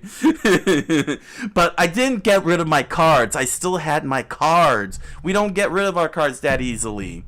Okay? And we come back at a later date. I came back when I left I quit Cold Turkey in 2009. The last block that I was dedicated in was Kamigawa. That was funny. The Kamigawa block, and then I come back on Kamigawa. But no, my point is you're not losing anybody. You're not losing anybody. You're not losing people. Don't tell me your sales are dwindling. This is Magic the Gathering. Magic the Gathering has lasted this long. It's been 20 years, 30 years. It's 30 years old. Magic is 30 years old. I think that says everything. It's an evergreen product. It survived. It survives. It's still the top dog. You don't need to throw out a set as if we're going to walk away 1 week after you release a set. Okay? Aether Drift came out. Please let us enjoy it for 3 freaking months. Stop with these announcements. Okay? You're Magic the Gathering. You don't need to hype us. No matter what type of set you make, no matter what type of content you put in Magic the Gathering, Magic the Gathering is still Magic the Gathering. You don't need to hype us up. You don't need to gas us up. You don't need to... just stop it. Stop it. Alright? Stop releasing sets every 4 weeks. Let us play with the newest set. We didn't get a chance with Bloomburrow. The second Bloomburrow was released, you released Duskmourn in 2 weeks. 2 weeks later, going into October. Maybe you should have pushed Bloomburrow into December, okay, and made Duskmourn the Halloween set in September, and allow us to play the game throughout all of September and October. Stop this. I don't understand what's going in your brains here. Your product is solid. Your product doesn't... In fact, your product got even better when they released when Wizard of the Coast released Foundations and freaking fixed the combat system. Brought it back to pre fifth edition levels. Only they took out the damage on the stack. Okay, they brought it back. They brought back you know, they brought back they what's it? Rolled back. They rolled back a freaking mechanic. All right, the combat mechanic. Now we could choose who we can hit as blockers now. All right, and the damage doesn't go in the stack.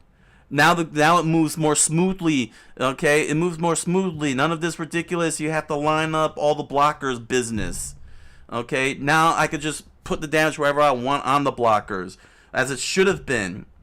I forgot that they had changed that. But they got rid of the damage on the stack business, all right? They made it better. They made it better.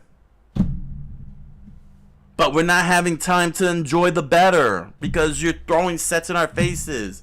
Okay? You're throwing sets in our faces. You're like, if here's another one. Here's another one. And we're like, stop it. Stop it. Alright? Stop acting like we're gonna abandon the damn game. We're not abandoning it. It's 30 plus years. It's 30 years. It's 30 years. It's 30 years old. That says everything. It's 30 years old. 30 freaking years old. I think that says enough about how evergreen this, the franchise is and how well it's hold up. Get a grip on yourselves, Hasbro. Stop with these releases. Stop posting these videos up that you got something like Avatar. Let us play the damn game. Let us play the game. Are you gonna let us play the game? Are you gonna let us play the sets? Are you gonna let us play the game? Are you gonna let us play the sets or not? Let us play the sets, man. Jeez. And cut it out with the Universes Beyond stuff. All right. Why aren't you doing it once a year? I think many of us, myself, and I shouldn't be. I know people be like, "Hey, speak for yourself." You know what? Let me tell you something. I think you do Universes Beyond once a year, just once a year. Do a Universe Beyond set, and for the rest of the year, all the sets should be Magic lore, and get back to that high fantasy. Bloomburrow was great high fantasy. It was such a breath of fresh air to see high fantasy instead of modernism like the Thunder Junction and 1980s Duskmorn.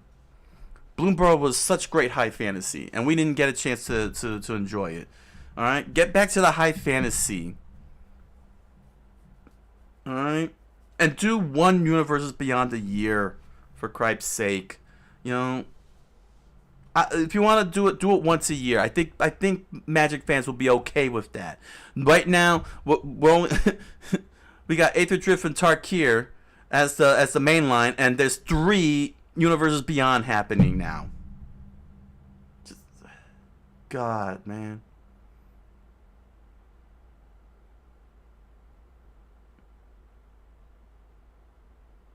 All right. Another tangent over. All right. Let's do these lore videos here. Oh, something happened here. Let me fix this up.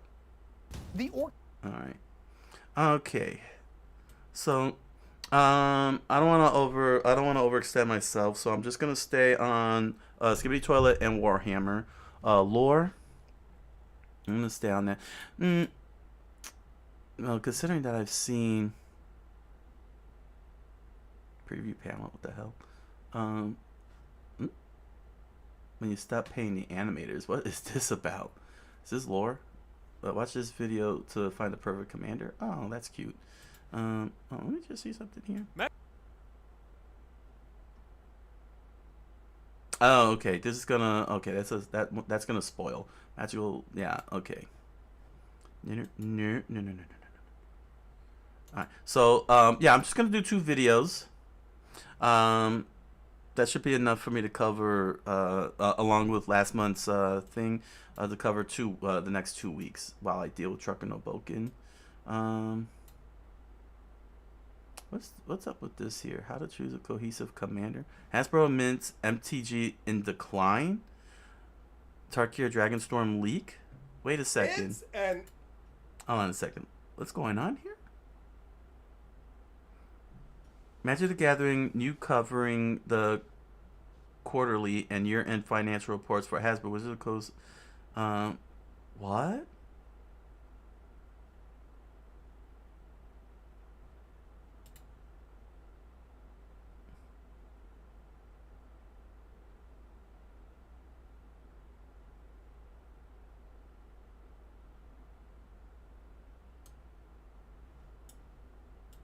Wow. Oh wow, people are really pissed off. So, I need to find. Hold on a second. Sorry, I wanted to do the lore thing here, but this caught my attention here. Hasbro Magic losses.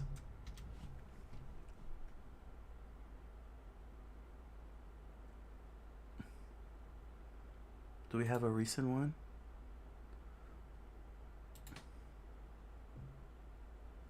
This was reported on February 14th. When was this video made? 8 hours ago. Does he have a link? No external link to no? No, huh?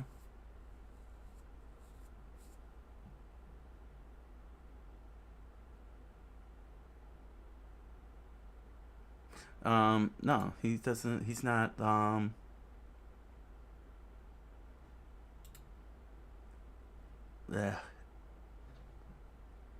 Ew, again. This was February 14th, 2024. So he's a little bit behind here. Board Game Wire. Magic and D&D maker Hasbro lost over $1 billion in quarter four, predicts WotC revenue decline in 2024. But that was in February 2024.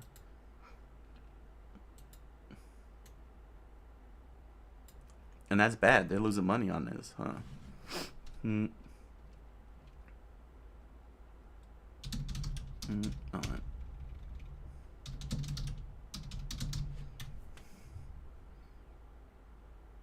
Well, even so, if they're losing money, that's because of this the way they're doing this. Yeah, everything. Yeah, these are old ones. So, yeah, I don't know what this guy's doing this video about. He's not even providing a link. So, I don't know. Useless. If you don't provide me a link source, what good is that gonna do? You know what I'm saying? I can't. I can't trust your info. All right. Let's get down to this. Okay.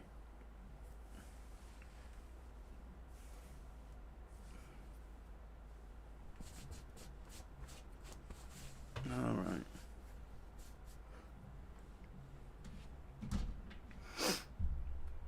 All right. So, we're going to start with Warhammer 40k. That sounds like a good idea. I want to learn about the orcs. Orcs. I hear people say that all the time. Yeah, because I'm interested in the orcs. When I covered the Warhammer lore last month, when they said that the orcs are like happy people that love to fight, and they're not that crazy Klingon honor thing. It's like if they lose, they just go back up and try again. I love the sound of it. I love the sound of happy people that just run rampant. So this is coming from Wes Hammer channel. The insanity of each orc clan explained. Warhammer 40k lore. Be sure to check his channel out. Looks like he's covering all the clans. Seems to be a lot of clans, so that's gonna be fun. Orcs sound like a fun thing to follow on. So yeah, let's get research in.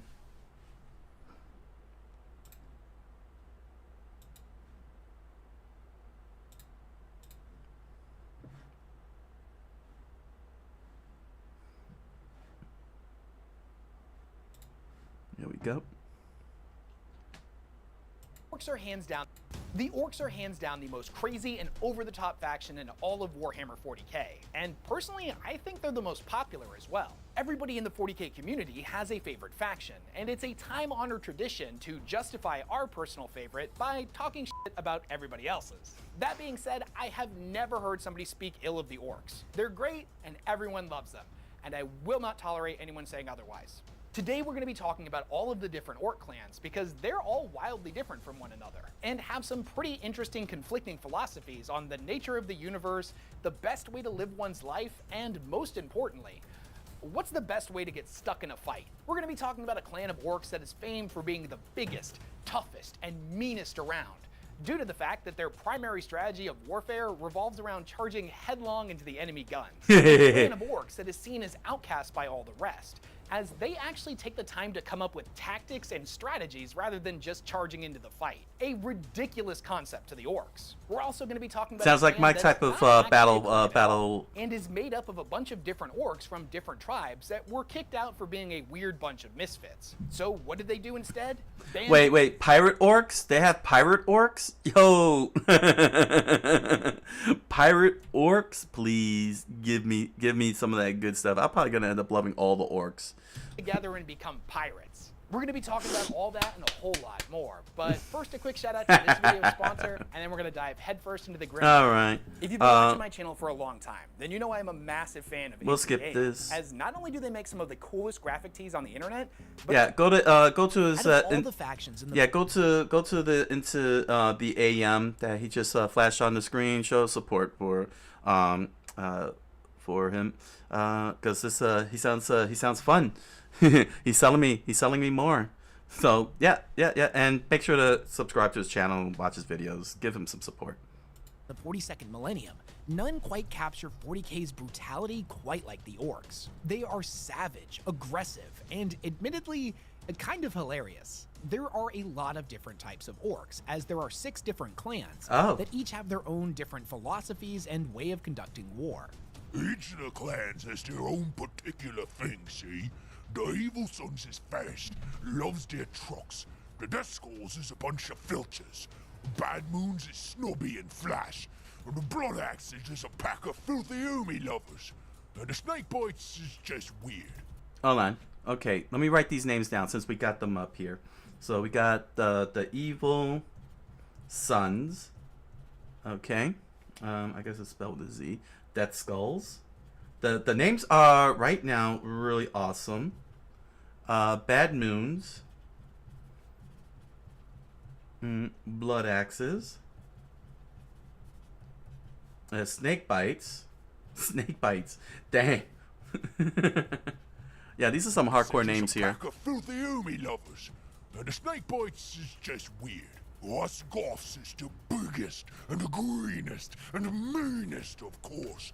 That's what makes us the best bosses. Oh, yeah? The orcs are a race that doesn't waste time thinking about the Goths. nonsensical traditions of other species, like military organization, caste-based systems, or even an individual's role within society. And to the orcs, this is all done at an instinctive level. Each and every one of the boys knows exactly who and what they are, and knows where to find other boys that think just like they do.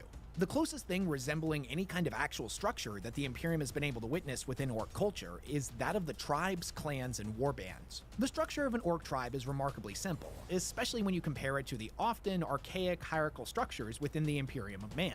And you can think of it like this: a tribe is ruled over by a warlord, and the tribe itself is made up of a bunch of different war bands that are each ruled over by a war boss.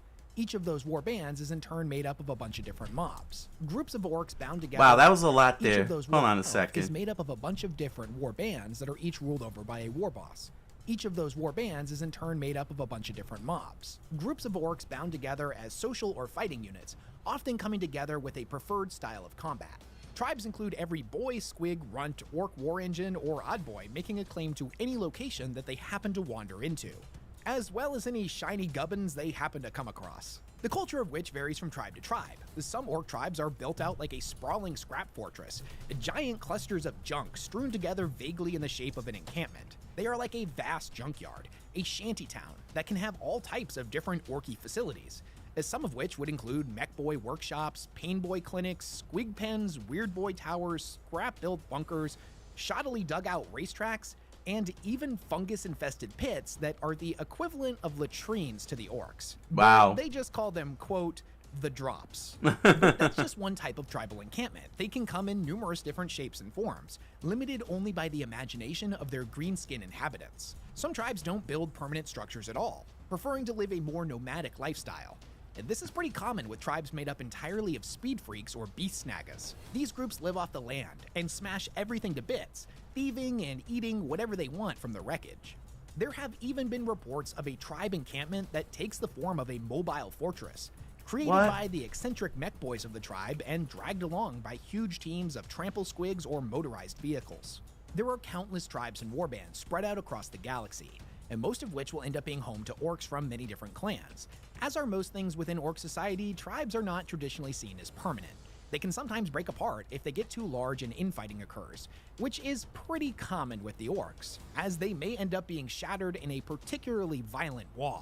If it happens that after such an event there are any survivors, this they one may looks end awesome. up joining a new tribe. They normally find sanctuary in groups that have particularly large abundance of orcs from their own clan. And the roots of the clans run deep throughout orc society and touch on every tribe no matter where they happen to be located. Tribes can owe allegiance through the clan system to orcs they have never met before, separated by vast subsectors. And each individual tribe can be full of orcs from different clans. Okay. So, so even though they're separated, you know, with their own philosophies, they can still unite together under a common ground.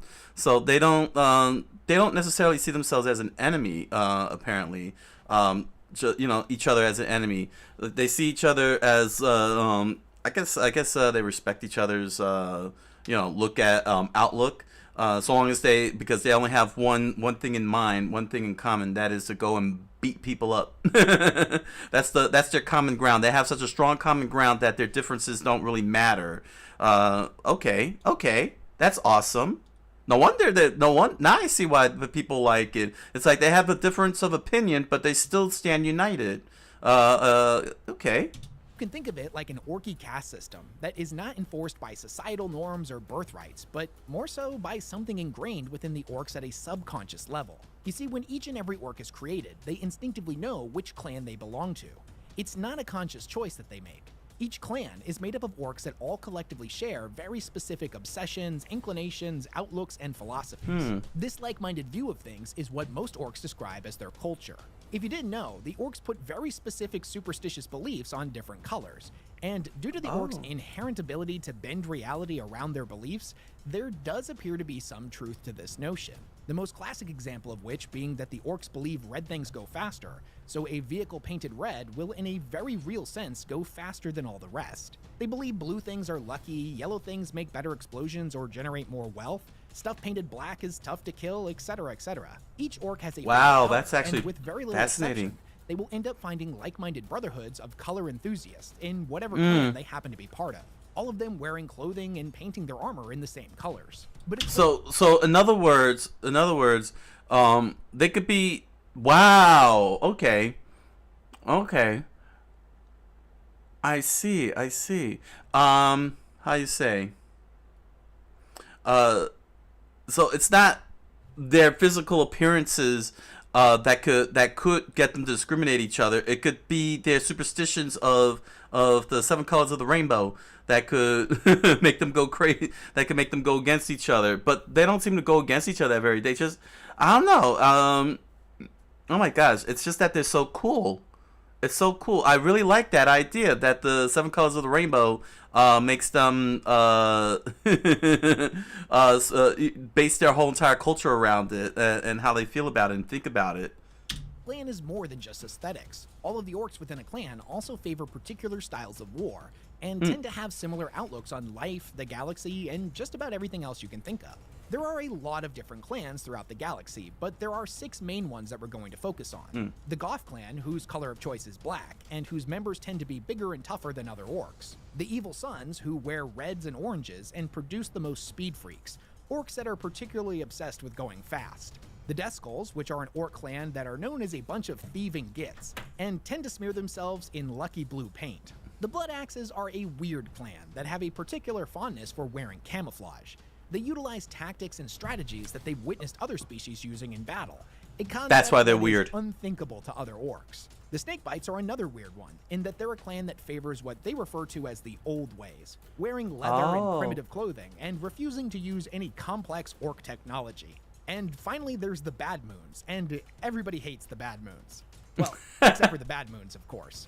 Yellow is their preferred color, and they're known as a bunch of rich gits. More about each one and figure out what makes all of them unique. And we'll start off with the Goths. The orcs of the Goth clan are known for being the biggest, meanest, and toughest orcs around. They prefer to fight on foot, typically in huge, ground-pounding mobs that are somewhere between a military formation and an all-out riot. They resemble something like a rolling tidal wave of black and green that obliterates everything in its path.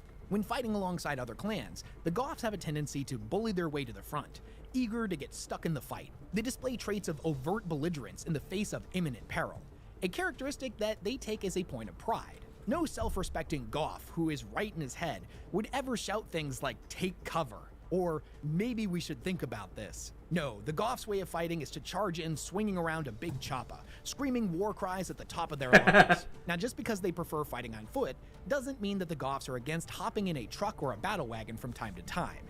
The Goth clan is not stupid, and they understand that these machines can get them into a fight quicker, which, at the end of the day, is all anyone can really ask for. Yeah. They also have a soft spot for big, stompy mechs, like Def Dreads, anything that can make them march. Can travel their way into a fight, swinging around giant metal fists or whirling buzzsaws. If you were to ask a member of the Goth clan what their preferred weapon was, and most of them would answer something pretty similar, that nothing beats a good old-fashioned choppa and whatever gun fires the most shells per second. But if push were to come to shove, a member of the Goth clan wouldn't scoff at the opportunity to wield something bigger and more killy. Likewise, power claws have become a widely respected melee weapon of choice within the clan. The thing about the Goths is they have a deep dislike of anything they consider to be, quote, mucking about. Now, for the orcs, this takes the form of anything that wastes time that could be better spent fighting. They don't like using flashy, unpredictable technologies or coming up with strategies and tactics. They consider themselves to be the orkiest of orcs and will happily take any excuse they can get to prove that claim with their fists, tusks, and choppas. Because of their way of life, the Goths do have the highest rate of attrition amongst the clans. Now, this isn't something they are particularly bothered by, as the younger orcs that couldn't make it through the Goths' brutal headbutting contests or pit fights wouldn't have survived in a headlong charge into enemy guns anyways. This weeding out of the weak has led the surviving Goth clan members to be warriors that have seen constant, nearly non-stop battle. And with the orcs, the more they fight and the more battles they win, the larger they grow. Because of this, the Goths have an overabundance of knobs and produce some of the best war bosses in the entire galaxy. If the Goths prefer to fight on foot, then the Evil Sons are almost the... Okay, so basically the Goths are the tanks. They take pride in it. They don't like sloth. They don't like laziness. They don't like people wasting time. For them, spending time in a war room is time better spent out in the field beating everyone up. They're not dumb. Openly dumb. If they see a giant mech that could get them into the battle, they'll take a giant mech. They'll hop into a car. Anything that could get them to the battlefield, they'll jump in. But they're also not dumb with regards to their jumping in. They'll be smart enough if they have an opportunity to come in with a big stompy giant robot. They'll do it. They'll hop on in and march on in. anything to get an advantage. Oh man, Man, I'm loving the orcs already. Well, I've been loving the orcs. So here are the evil sons. The evil sons of guns. Exact opposite of them, in that all of their members have an undeniable urge to travel as fast as they can. They are completely obsessed with raw speed, and their philosophy on life comes down to acquiring ever faster and shootier vehicles. They race across the battlefield, howling like lunatics, moving unpredictably, whooping and roaring as they hurtle around their foes' flanks or tear through their battle lines and out the other side. That explains the amidst checker clouds flags. of fumes and dust. They are particularly fond of a good chase, as it really lets them open up their throttles against foes who would seek to flee from them or even engage So basically they're Mad Maxing warfare. Their enemies that do this quickly find themselves in a life-or-death race against a pack of wildly grinning Evil Sons orcs. Their colors of choice are bright oranges and reds, which comes as little surprise considering the orcs' inherent belief that red things go faster. The orcs of the Evil Sons that manage to scrape together enough teeth will inevitably blow them on a souped-up dragsta or its equivalent from one of the Mech Boys' workshops. And the Mech Boys have a ton of different vehicles to choose from. And they can fly. Half-track warbikes, teleporting combat dragstas, speed wagons bristling with guns, overcharged trucks, or other vehicular nightmares pulled out of the deepest corners of the Mech Boys' imagination. Each of the orcs of the Evil Sons will end up customizing their rides with bizarre personal improvements, and it's not uncommon for the richest Evil Sons to drive contraptions powered by jet thrusters, bladed propellers, or squig oil fusion engines. These vehicles boast everything from crackling energy blasters to nose drills, and each of which, of course, I don't know. These guys might end up being my giant favorite. red go fast. I gotta hear the others. That also doubles as a cigar lighter. Because of their obsession with speed, the Evil Sons tend to live a nomadic life, rarely staying in one place for long. Makes sense. It's important to know that although the Evil Sons have the largest concentration of speed freaks within their ranks, not all speed freaks are members of the Evil Sons. Oh. They are actually two completely different things. In fact, the speed freaks belong to an orc subculture that is oftentimes referred to as the Cult of Speed. These are orcs that are addicted to racing into battle as fast as possible, and they do so aboard whatever scrap metal speedster, souped-up dragster, or warbike they can get their hands on.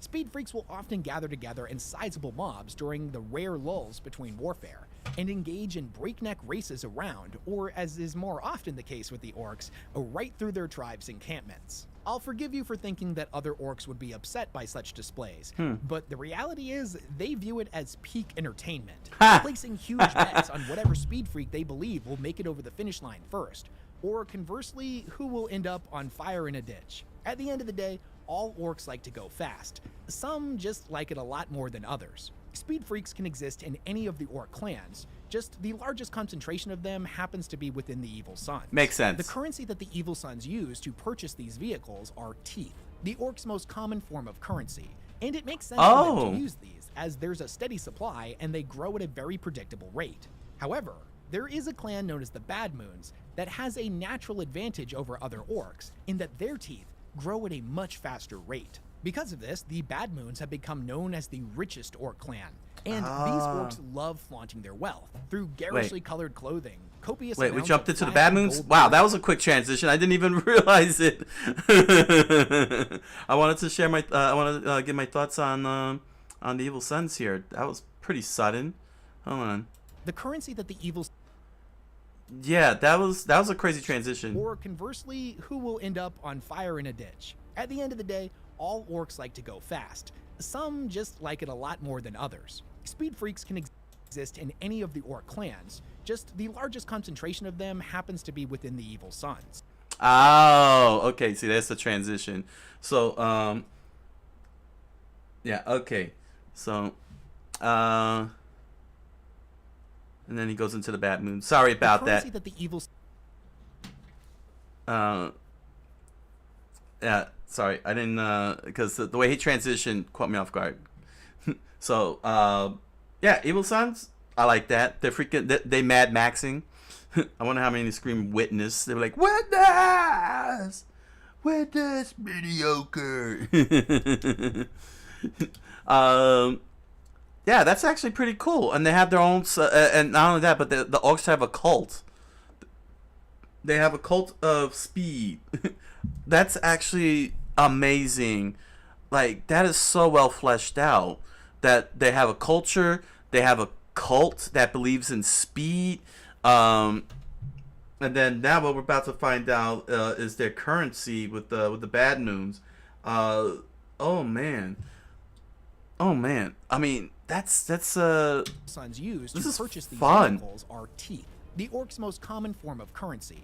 And it makes sense for them to use these, as there's a steady supply and they grow at a very predictable rate. Okay. However, there is a clan known as the Bad Moons that has a natural advantage over other orcs in that their teeth grow at a much faster rate. Because of this, the Bad Moons have become known as the richest orc clan, and these orcs love flaunting their wealth through garishly colored clothing, copious amounts of flashy gold piercings and jewelry, and even more gaudy hats and trinkets. But even more so than clothing, the Bad Moons put their teeth into ever more flashy and lethal custom war gear. They sport the Makes most sense. cutting edge of orc technology and have some of the biggest and killiest guns. And naturally, their clan color is yellow, which the orcs associate with wealth and better explosions. They plaster it on everything they own, whether it's on themselves or whatever they're riding into war. The Bad Moons have a reputation for being looters, mercilessly ransacking the temples and cultural centers of different species in order to steal everything golden or fancy they can get their claws on. Oftentimes, they will wear these ancient relics of significant importance to a different species as a trinket or trophy, or, as is more common, melt them down to make something more distinguished and elegant, like a hulking gold nose ring or a gold-plated ram for the front of their battle wagon. There are even some reports of the Bad Moons melting down said artifacts of other races to use as golden bullets for their guns. The only real drawback to their over-the-top way of life is that the average Bad Moon warband can be seen coming from a mile away. One recorded instance stated that the Bad Moon's incoming assault was spotted with the naked eye from low orbit. The Bad Moons don't think this is a problem, however. If the enemy knows where they are, they reason that a good fight will be coming sooner rather than later. That's true. The warbands are famous for their abundance of overwhelming firepower, riding into battle with belligerent confidence, and laying down enough Daka to take the legs out from a charging Imperial Knight. They utilize a vast array of custom shooters, crackling energy weapons, tricked-out battle wagons, and squadrons of aircrafts that are so loaded up with frankly ridiculous amounts of Daka that it's honestly a miracle they can get airborne at all. Orcs of other clans tend to look down on the Bad Moons, thinking them weak and show-offish. But the reality is that they're just as tough as the other orcs. They just like to be blisteringly visible whenever they fight. And if the orcs of the other clans were being honest, they might just be jealous of some of that fancy war gear the Bad Moons has access to. On the opposite end of that makes sense. I mean, their whole entire shtick is fighting, and if you're looking for a fight, draw attention to yourself, to your enemies, make yourself obvious, get spotted. It only means that you're ready to fight. Are they ready to fight you? And your flashy bling. That's pretty funny. That's pretty funny. They loot. They loot. They're snobbish. It's pretty crazy. It's pretty crazy. I'm loving this. They're very snobbish. They have no problem flaunting their wealth, and they still stay consistent with the orcs' maxim, which is fight. the spectrum, we have the snakebites, who prefer to live a much more primitive life and are as far away from the Bad Moons as you can possibly get, as instead of wearing the flashy, obnoxious clothing of the Bad Moons, they prefer to wear gnarled, weather-worn garbs made from beast-hide leather. The snakebites are as traditional as orcs come, favoring primitive war gear in comparison to the Bad Moon's flashy Daka. They show nothing but hate for anything they see as needlessly newfangled or fiddly, which, if we're being honest, encompasses the vast majority of things within the galaxy. Yeah. They're seen as grumpy, stodgy, and uncompromising in their views, and look down on other orcs who utilize tech they don't understand. They're basically the orc boomers, and prefer to live by what they refer to as the old ways. Now that's not to say that they don't utilize anything that could be called technology, as they have their share of mech boys and pain boys as well, just like every other clan. These individuals are just vastly outnumbered by runt herds and weird boys. They employ their orky know-whats only grudgingly, and don't consider a machine or weapon proper until they've built up a good helping of rust or oil. The snakebites prefer a much more direct solution whenever one is available. Why waste time dyeing their beast hide in funny colors when they could leave them leathery and cure them with squig urine? Why would an orc waste time building a hut when they could just weather the world's storms like a proper orc? Why mess around with high-tech chain-bladed choppers when they're just gonna end up getting clogged up with Humy bits anyways? Especially when a solid metal club will bash in skulls all straight day, to the every point day and never run out of fuel. The other orcs view the snakebites as crude savages, and although they openly mock their way of life, none of them would deny that living in such a manner makes the snakebites as hard as they come. To prove just how tough they are, the snakebites have a ritual wherein each one of them will have to endure being bitten by a plethora of deadly venomous snakes that the clan has collected from across the stars. This has led to many worlds that get invaded by the snakebites to have the unfortunate side effect of having said snakes released onto their planet. Even if the orcs are ultimately pushed back, this once peaceful world is now full of horrifically poisonous snakes. So I mean, like, just destroy the ecosystem. They destroy the ecosystem. Although the other orcs look at the snakebites as being pretty strange, there's actually another orc clan that is hands down seen as utterly alien to the other orcs. Okay, so going into the blood axes. So basically, snakebites are naturalists. Well, they're not naturalists.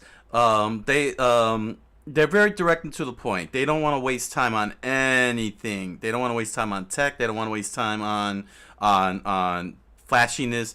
They just want to take the damn club, just go right up to the enemy and bash them over the head.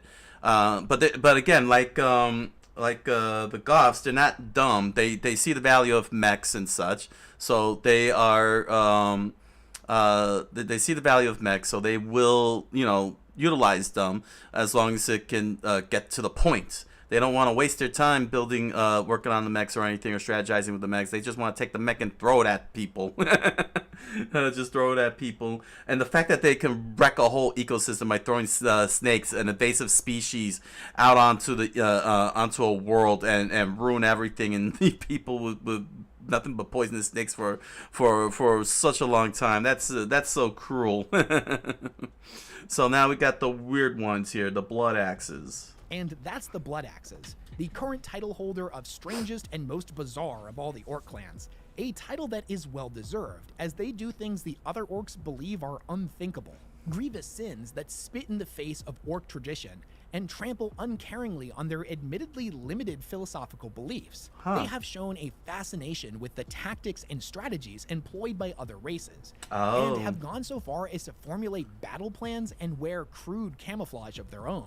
Needless to say, their infatuation with all things tactical has earned the Blood Axes the moniker of a bunch of cunning gits by the other orc clans. And although they do seem to be tactical masterminds amongst other orcs, from our perspective at the end of the day, they're still orcs, so their tactics are often very direct and extremely violent, often centered around strategies that will see them get stuck in a fight in the fastest and most enjoyable way. In battle, the Blood Axes will deploy commando mobs to sever enemy communication channels and blow up supply depots. They use high-altitude flyovers of death copters to scout and determine where the enemy is in advance of their hordes. For the Blood Axes, there is no greater joy than catching the enemy off guard in a ferocious ambush of armored orcs that pulverize their way through the enemy ranks. These ambushes have been incredibly successful for them, and they mock the stupid gits of the other clans for not being cunning enough to come up with such genius strategies themselves. But unfortunately for the Blood Axes, the orcs of the other clans will most likely never see them as anything more than a bunch of un-orky cowards. Their ways are just too bizarre and alien to them. The most shocking thing that they do from the other clan's perspective is the attacking of the enemy lines when they're at their weakest, instead of charging headlong into the meat grinder of the biggest and best available fight. To the other orc clans, this is just further evidence of their cowardice. But what they fail to realize is that the Blood Axes like a good crumping just as much as any other orc. They just prefer the odds to be in their favor. My absolute favorite thing about the Blood Axes is that unlike other clans, they don't actually have a favorite color. They instead like to wear camouflage, as many of the other races who use similar tactics to them seem to put a high value on splotchy patterns. They realize that camouflage makes them sneakier, but they don't really fully grasp why. It's not uncommon to see an army of Blood Axes in a wide array of contrasting color schemes, each one of them wearing camouflage, but the particular colors of which rarely match the actual environment. Their belief in camouflage as the superior paint scheme is so strong that they'll even paint their very not sneaky airplanes and war engines in a similar manner. To them, the busier and more thickly applied the camouflage, the sneakier their vehicles will be. This might seem like a silly tradition to people who have read about it but never witnessed it in person.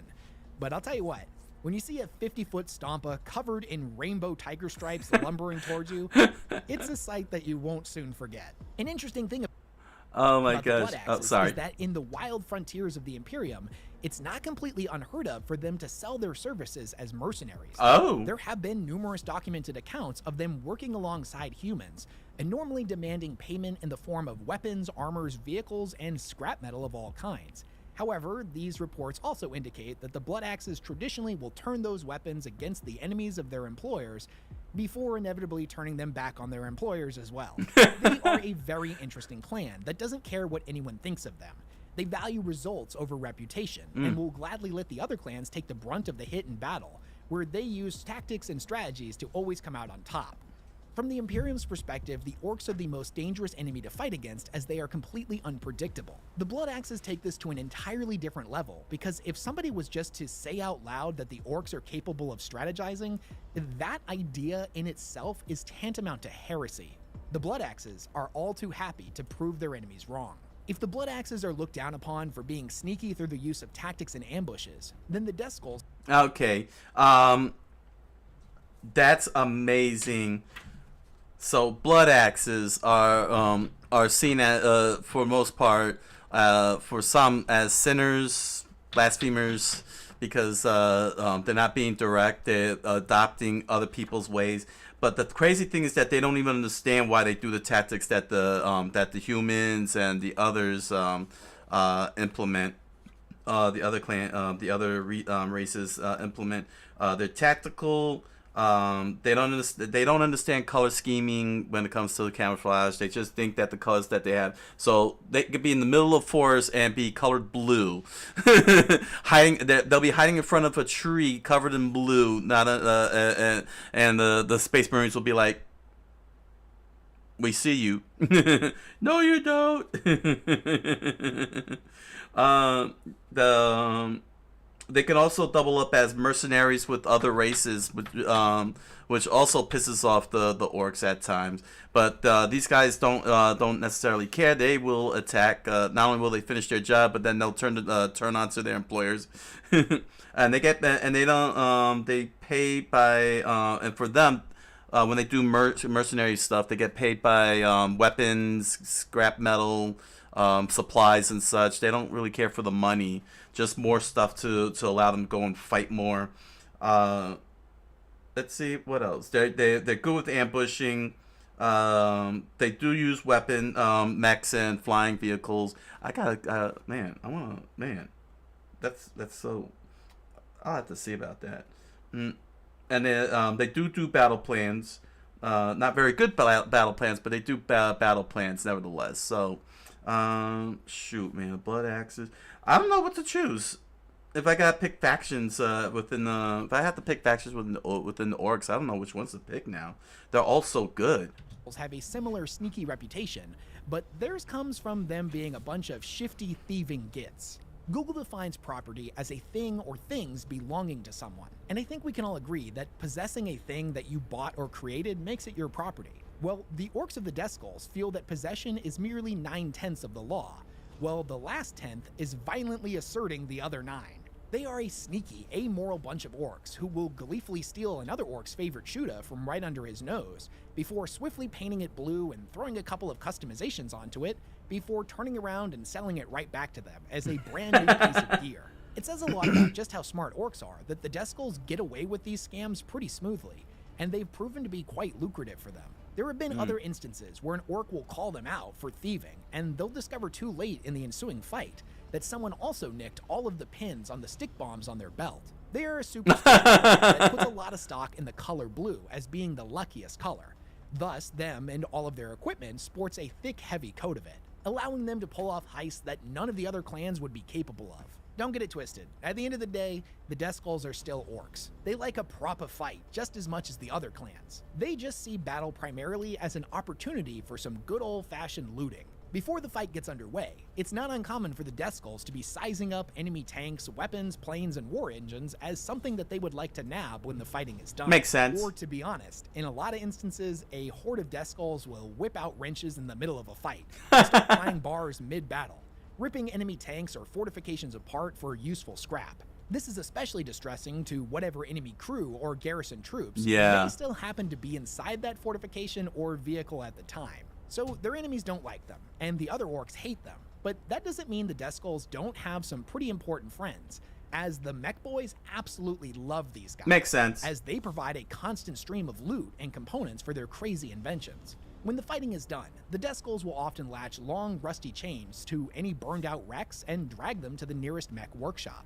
The mechs, in turn, will provide them with better custom gear, new vehicles, and upgrade all of their existing Daka with wildly inventive new customized bits. Because of their thieving ways and alliance with the Mech Boys, the Death Skulls are famous for having the most weird orc technology within their warbands. Whether those take the form of bubble chuckas, teleporter technology, customized energy fields, or just about any other crazy invention the Mech Boys can come up with. So now that we know about all of the major orc clans, let's talk about my personal favorite, which exists as a bit of an oddity because it's not actually recognized as a clan at all. In fact, if we wanted to get technical with it, it's a clan for the clanless. You see, not all orcs end up fitting into their tribe's unique culture, and they might be too mean and spiteful, have funny ideas about loot, or they may not be able to grasp the concept that those that are bigger, tougher, and meaner than them are naturally their betters. One of the fundamental orky laws of the universe. Such individuals may find themselves as outcast and thrown out of their tribe. Now, if they manage to survive, they may just become what is known as a freebooter instead. The freebooters are the sneakiest, nastiest, and most self-interested orcs in the galaxy. They are a host of adventurers, rogues, and mercenaries who rebel even against the strictures of orc society. Any orc can become a freebooter. It doesn't matter if they're a mech, pain boy, knob, weird boy, whatever.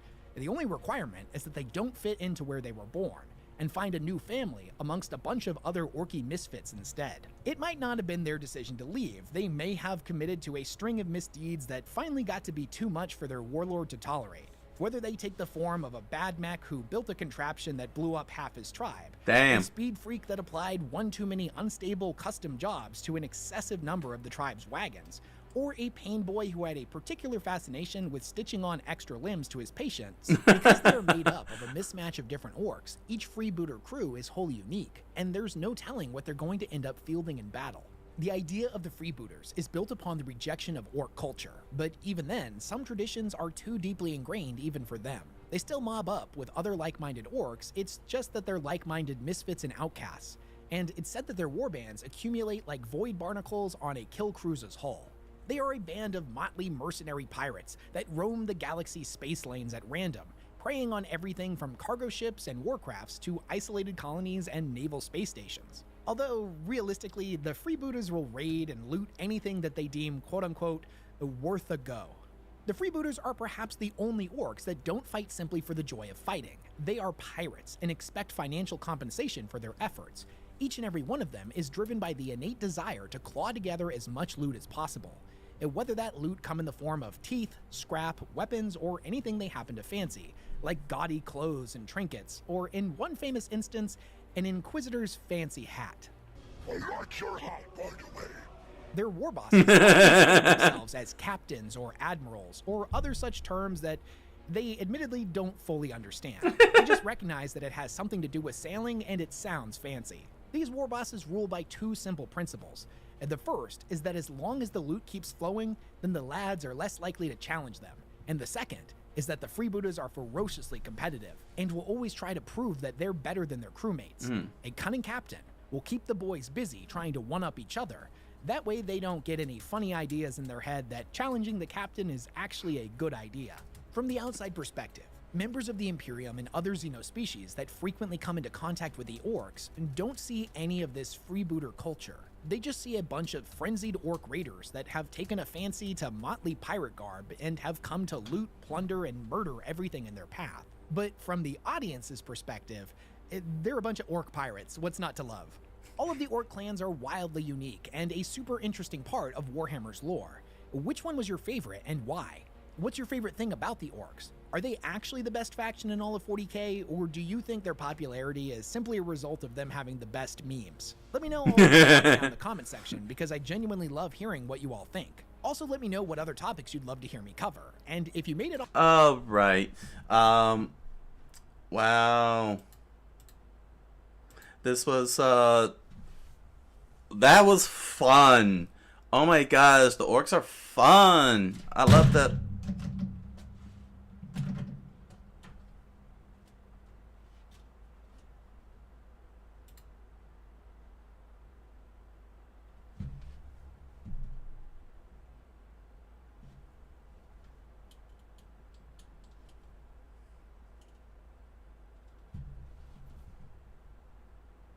Wow, the orcs are fun. They're so fun. I'm in the wrong section, aren't I? Whoa, what happened here?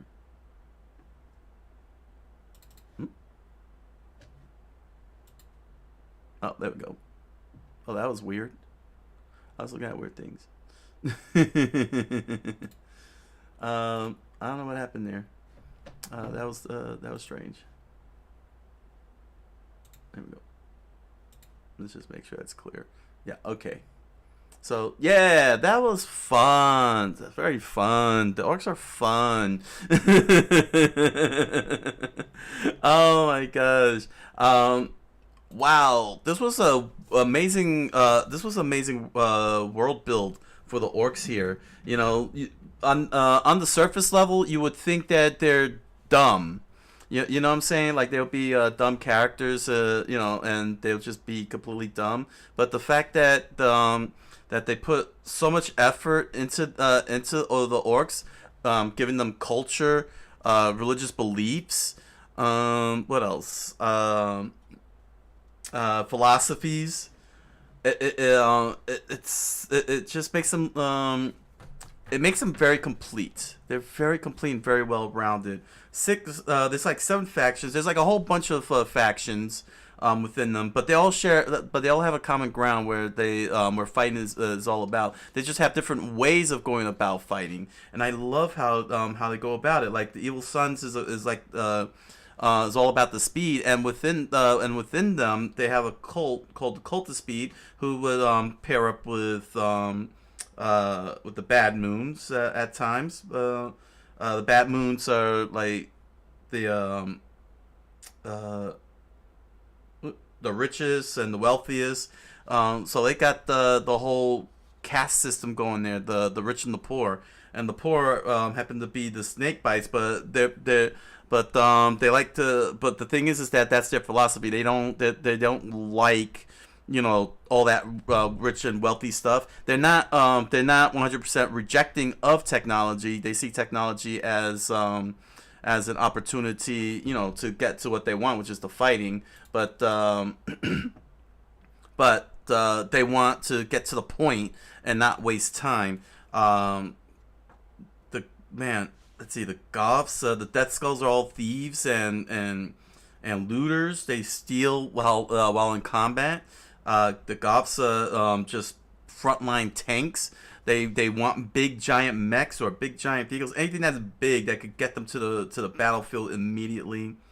And what's fascinating is that they have the blood axes where the clans are like, blasphemers, sinners, how dare you not follow our ways. But what's interesting is the freebooter, which is basically like the Ronin. They're like Ronin, they're like freelancers, rogues, they're pirates, which is so cool seeing them with those pirate hats on. That's so awesome. That's epic. You know, they expect financial payments, and they don't fit into any of the culture. So that's pretty cool. They're like that they have an outcast, and those outcasts will team up with each other to form. Well, they don't form factions, but they just team up if they have the opportunity to do so with each other if it's to their interests. You know, if it serves their personal interests. That is amazing. This is fun, and then and not only that, but the war bosses of the freebooters call themselves captains and admirals, but have no idea what any of that means. I love how they do things like doing camouflage, but they don't know what it means, but they know it works. You know, they know it works, but they don't understand the why part. That's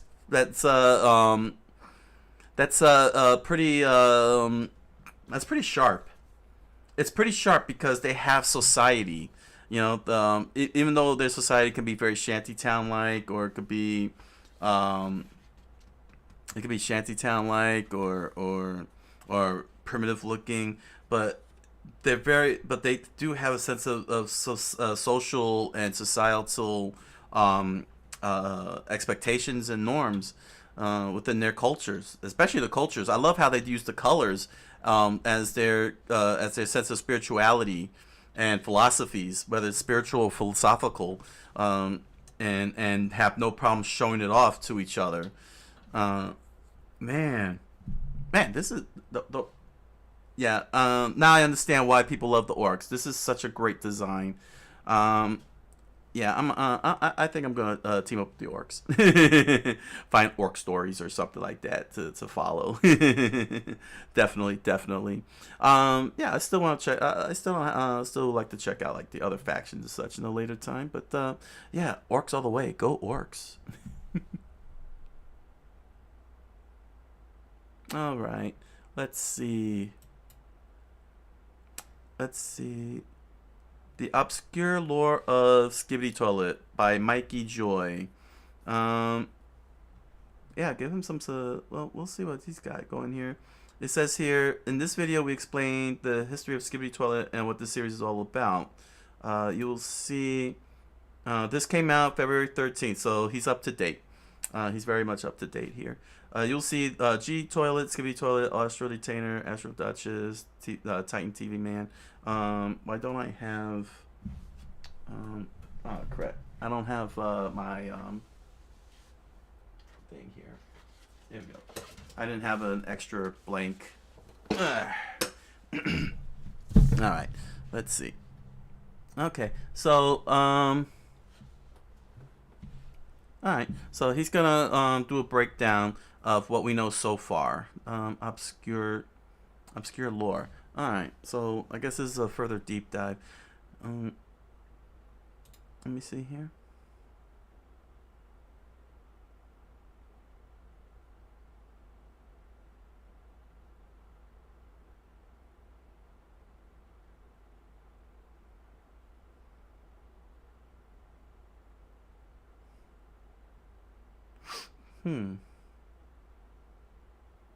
All right. Well, I hope there's nothing crazy controversial in this here. So, all right. Let's do it. Yeah.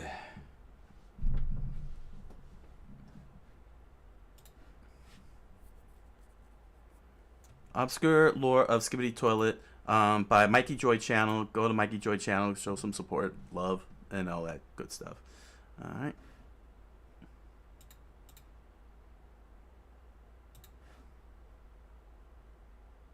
Skibidi Toilet is a show about cameramen who are constantly battling the Skibidi Toilets alongside the other Alliance members, the Speaker Men and the TV Men. The series started off as a meme in February, back in 2023. Even though it gained massive popularity, it also received a lot of hate and criticism. The reason they give is that this show is a lot more goofy and brain rot, but that is not true at all. And I am going to prove it to you. You see, Skibidi Toilet boasts a total of 25 seasons or 77 episodes, which I happily watched, and it's still ongoing. There is a massive story involving aliens invading the Earth and the villain, and the hero teaming up to fight a bigger and stronger enemy. As the series progressed, the lore got deeper and darker. But first, where did this thing even come from? Well, it all started with this guy. If you don't know him, his name is Yasin Cengiz, and he is a Turkish media person. Basically, he made this video, and let's say it got pretty viral. There were two main things that got him popular. The first one is his belly, and the second one is the song he used. The song was made by Bicer King, and it was published on April 17th, 2022. These are the roots of Skibidi Toilet, but the actual creator behind this is a Russian-Georgian YouTuber named Alexei Gerasimov. You might know him as Dafuk Boom. He is a 26-year-old man who joined YouTube on June 6th, 2016. He has been doing animations for over 9 years. Wow. And before Skibidi Toilet,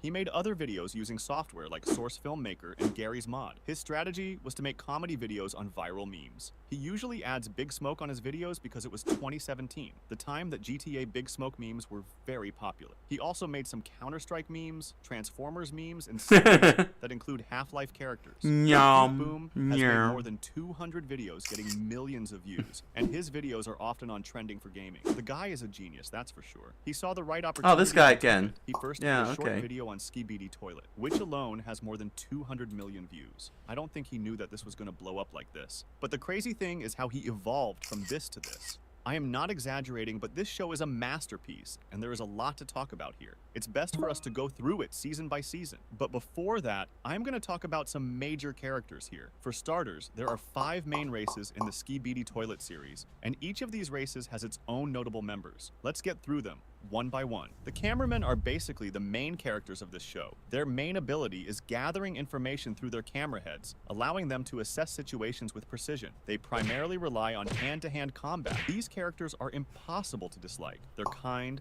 selfless, and always ready to make sacrifices for the greater good. Since they can't speak, they communicate through gestures and signs. They are also the backbone of the Alliance. If you don't know already, I am also from the camera race, and my favorite character from this race is the Titan Cameraman. The cameramen appear to be the second largest faction of all, the first being the Skibidi Toilets. Yeah, the cameramen are really goated. The Skibidi Toilets were the main villain of the series. These guys are the OG antagonists, and now we all are a team. Don't worry, I will explain everything later. Skibidi Toilets are unexpectedly tough and durable, but their main weakness is their lack of limbs, which makes it hard for them to dodge or block attacks. It is believed they originated in Ohio, and were created by G-Toilet. One of their most notable abilities is the Skibidi virus. By singing their anthem, they can corrupt organic beings, mainly humans, and transform them into skibidi toilets. These guys are more like an anti-hero now. If I am being honest, I think these guys are very likable. At least for me, I love my boy Jimmy, and I think there is more to his story that we don't know yet. They have the largest faction in the whole series. The Speakermen are the deuteragonists and the second faction to join the Alliance. They are supportive, but sometimes a bit reckless. The Speakermen have helped the cameramen in battle using their powerful sound waves and by introducing new technology. They seem to favor close combat over ranged fighting. The group also has its own Titan, called Titan Speakermen. These guys are the definition of nonchalant. No matter what the situation is, these guys just love to dance. They are extremely loyal too. Every Speakerman has knives with them, and they are quite good with them. These guys are also very agile. I love their movement. They all are just chill like that. My favorite member from their race is the Dark Speakermen. The Astro Toilets are the main villain of the Skibidi Toilet series. These guys are just straight up evil. They are the real bad guys. The Astro Toilets are famous for using advanced futuristic technology, including high-tech weapons and gear. Their main goals are to eliminate G-Toilet, their former commander, for treason and to take over Earth by defeating both the Alliance and the Skibidi Toilets. However, achieving this has become harder since the Alliance and the Skibidi Toilets have joined forces and started stealing their technology. One thing is clear, the Astro Toilets are really overpowered. Their ranks are distributed into different stripes. The more the stripes, the higher the rank. Their leader is still unknown, which is kind of scary. My favorite character from this race has to be the Juggernaut Astro Toilet. The TV men are the third unknown, which is kind of scary. Their leader is... Let me hear that again. Their ranks are distributed into different stripes. The more the stripes, the higher the rank. Their leader is still unknown, which is kind of scary. My favorite character from this race has to be the Juggernaut Astro Toilet. The TV men are the third faction of the Alliance and serve as the Tritagonists in the Skibidi Toilet series. They are humanoid figures with TV screens for heads, which can project various types of light to affect Skibidi Toilets in different ways, such as stunning, hypnotizing, burning, or inducing suicidal tendencies. All TV men have the ability to teleport, and they can even teleport objects and other beings along with them. They are also one of the few races capable of speech. They are kind of like the leader of the Alliance. They are the strongest among them. These guys are a little bit more rational than emotional. They can get pretty harsh sometimes, but they care about others too. Personally, I don't have a problem with them. They are fine. My favorite character from this faction has to be the TV woman. She is the kindest among them. There is also the human race in the series, but the only notable member of this race is the Secret Agent. His story is a bit different, so we will talk about him as the series made progress. So, there are currently 25 seasons of Skibidi Toilet. Yeah, I will that's try a to lot. quickly explain all of them and prove to you why this series is worth watching. And trust me, I will try to be brutally honest about this. Nothing much happened in season 1. It just sets the stage for the ongoing. All right, so this is a recap. Gotcha. And the cameraman. Okay, this is actually good. So, actually, this is pretty good. This is a good video. That means that we could recap. He'll recap everything. So this is a good way to really. Okay. Yeah, I like this. It's a good recap. This is a good chance to really recap everything, condensed, summarized, and maybe things get a little bit more clearer. Be a little bit more clearer here. Introducing viewers to the absurd humor and unique storytelling style of the series. In season 2, we learn more about the Skibidi Toilets. First, the military tries to fight against them, but it seems like they've been destroyed or forced to retreat, as there are fewer human soldiers later on. Second, we discover new and unique types of Skibidi Toilets, like the DJ Skibidi Toilet. Finally, we see more Skibidi Toilets taking over cities, showing just how much their power has grown. In Season 3, the hardware heads begin to rebel against the Skibidi Toilets, making things even more complicated. We also learn that the Skibidi Toilets have set up their own police force and are taking control of the city, even influencing people's beliefs, as shown by the Golden Toilet. Yeah, it feels crazy, but it's going to get better from here on. In Season 4, we discover that some Skibidi Toilets have the ability to shoot lasers from their eyes. Now, these few seasons are mainly character development of G-Toilet, which was the main villain of the series. In Season 5, the cameramen start developing serious weapons to fight back against the Skibidi Toilets. However, they still need more research, as many of their creations fail. Meanwhile, the Skibidi Toilets introduce a new soldier, the Strider Skibidi Toilet, which proves to be a huge threat. Until Season 5, it was difficult for the cameramen to destroy Skibidi Toilets who were larger than them. Season 6 shows that they realized they were outdone in terms of size and created a super giant cameraman, also known as the Titan Cameraman. This is where it starts to get interesting. In Season 7, the cameramen discover that the G-Toilet is the leader of the Skibidi Toilets. They focus all their efforts on trying to take him down first, believing that killing him will end the chaos. However, they soon realize that they can't flush the G-Toilet like they do with other Skibidi toilets, making him a much more difficult opponent to defeat. In Season 8, the tables are going to turn, because the cameraman shakes hands with the speakerman, forming an alliance to beat the That's when they've got the alliance first happened. But the Titan cameraman is injured. Season 9 was them going back and forth. First, the alliance was winning, but then the glitch Skibidi toilet ruined the whole mood. He was basically one-shotting them. So far... Oh yeah, the one who kept flying at hyper speed and chopping off their heads. Yeah, that was surprising. Seeing them do that, that was insane. Oh dang, that was a big surprise because I didn't expect him to just like zip at that high speed and everything. He really was a big threat on that at that point. It was looking okay for the Alliance. In Season 10, things took a dark turn for the Alliance and went very well for the Skibidi toilets. The Skibidi toilets introduced the parasitic Skibidi toilet, they which stick in your head. Many members of the Alliance, causing them to turn on their own allies. The situation got even worse when the Titan speakerman was infected, leading to the deaths of hundreds of speakermen and cameramen. This was bad, but there is a reason why I love this show. In Season 11, as the infected Titan speakerman continues to cause destruction, the hardware heads start fighting back. Large cameramen are seen manually pulling a parasite off another large cameraman. This helps the Alliance learn more about the parasites and find a way to defeat them. Because of this, the scientists in the Alliance successfully created a powerful cure called the Parasite Disabler Gun. This special weapon can remove the infection and bring infected members back to normal. The Alliance starts making more of these guns to save as many allies as possible, giving them new hope, especially for finally curing Titan speakermen. This season was a good one for the Alliance. Yep. These guys are hella smart, man. Season 12 was also a big win for the Alliance. The speakermen and cameramen had major victories in episodes 36 and 37, where they destroyed many Skibidi toilets and successfully rescued their infected allies. They tried to cure the Titan speakerman, but failed because of G-Toilet. But don't worry, we aren't giving up on him. In Season 13, we are introduced to a new hardware head, the TV Men. With these powerful new allies, the Alliance gains a major advantage. The TV men use their abilities to hypnotize Skibidi toilets, leading to easy victories. Later, Titan TV Man makes a huge impact by destroying an entire fleet of Skibidi toilets. Let me tell you guys, these TV men are really strong and helpful. Their abilities are unique and reliable. In Season 14, and that teleportation the TV helps. men reveal their true power. They can remove parasitic Skibidi toilets from infected Alliance members without even touching them. Meanwhile, Titan TV Man enters the battlefield and defeats many Skibidi toilets, proving his immense strength. However, the Skibidi toilets have also evolved. A new defense, the sunglasses, is that's These right. Special glasses protect the toilets from the TV men's attacks. The battle continues as both sides grow stronger, and trust me, it gets better. Season 15 was focused mainly on the newly upgraded Titan TV Man, also known as Titan Cinema Man. We finally see his true power, as he withstands heavy attacks from dangerous enemies like G-Toilet, 2.0, and the infected Titan Speaker Man.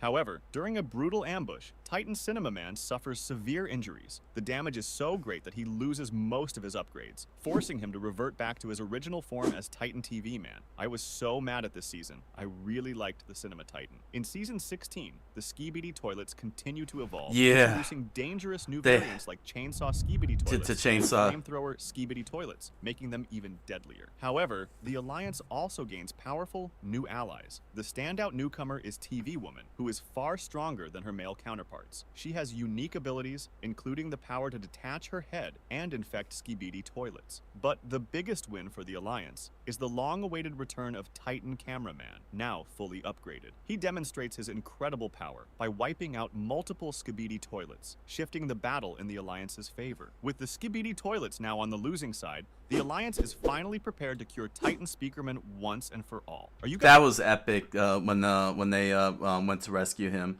It was crazy.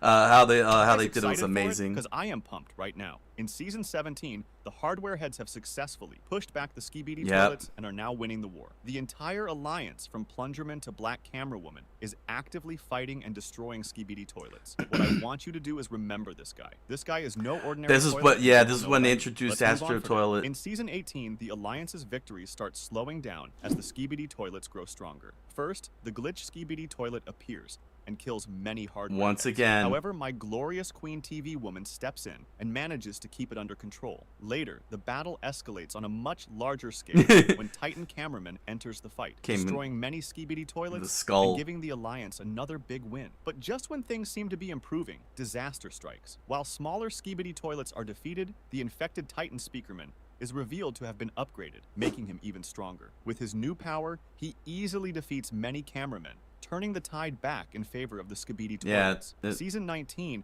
marks a huge turning point for the Alliance. The biggest win is that the upgraded Titan Speakerman has finally been cured and rejoined the hardware heads. He proves his incredible strength in episode 58. Freaking Things Death also Blossom. start looking worse for the skibidi toilets. For the first time ever, G-Man Toilet is seen retreating, hinting that even their strongest members are feeling the pressure. In episode 59, we see an amazing display of teamwork between Titan Cameraman and Titan Speakerman, strengthening the bond between Speakermen and cameramen like never before. I know that Overall, reference. This season was a huge success for the Alliance. So far, I am loving it. Yeah, Season victory was 20th of May assured. Be the start of something interesting. The Astro Skibidi Toilets seem unsatisfied with G-Man Skibidi Toilets' leadership and may leave their own faction, which could weaken the Skybidi Toilets even further. Remember I told you to keep an eye on this guy? Skybidi. He is the real deal. We also meet Black Speaker Woman, a powerful new ally for the Alliance. She is fast, agile, and has an impressive attack ability. She can use her speaker to launch knives at enemies. However, the Skibidi Toilets are still evolving. They have now developed a way to use a blinding light, similar to the TV men. We also see new mutant Skibidi Toilet variations and other dangerous new toilets appearing. It's going to get more complicated from here. The real problem now are the Astro Toilets. Yeah, I will explain it in a minute. Season 21 starts off strong for the Alliance as they move forward, ready to take on Scientist Skibidi Toilet This is and it. G-Man Skibidi Toilet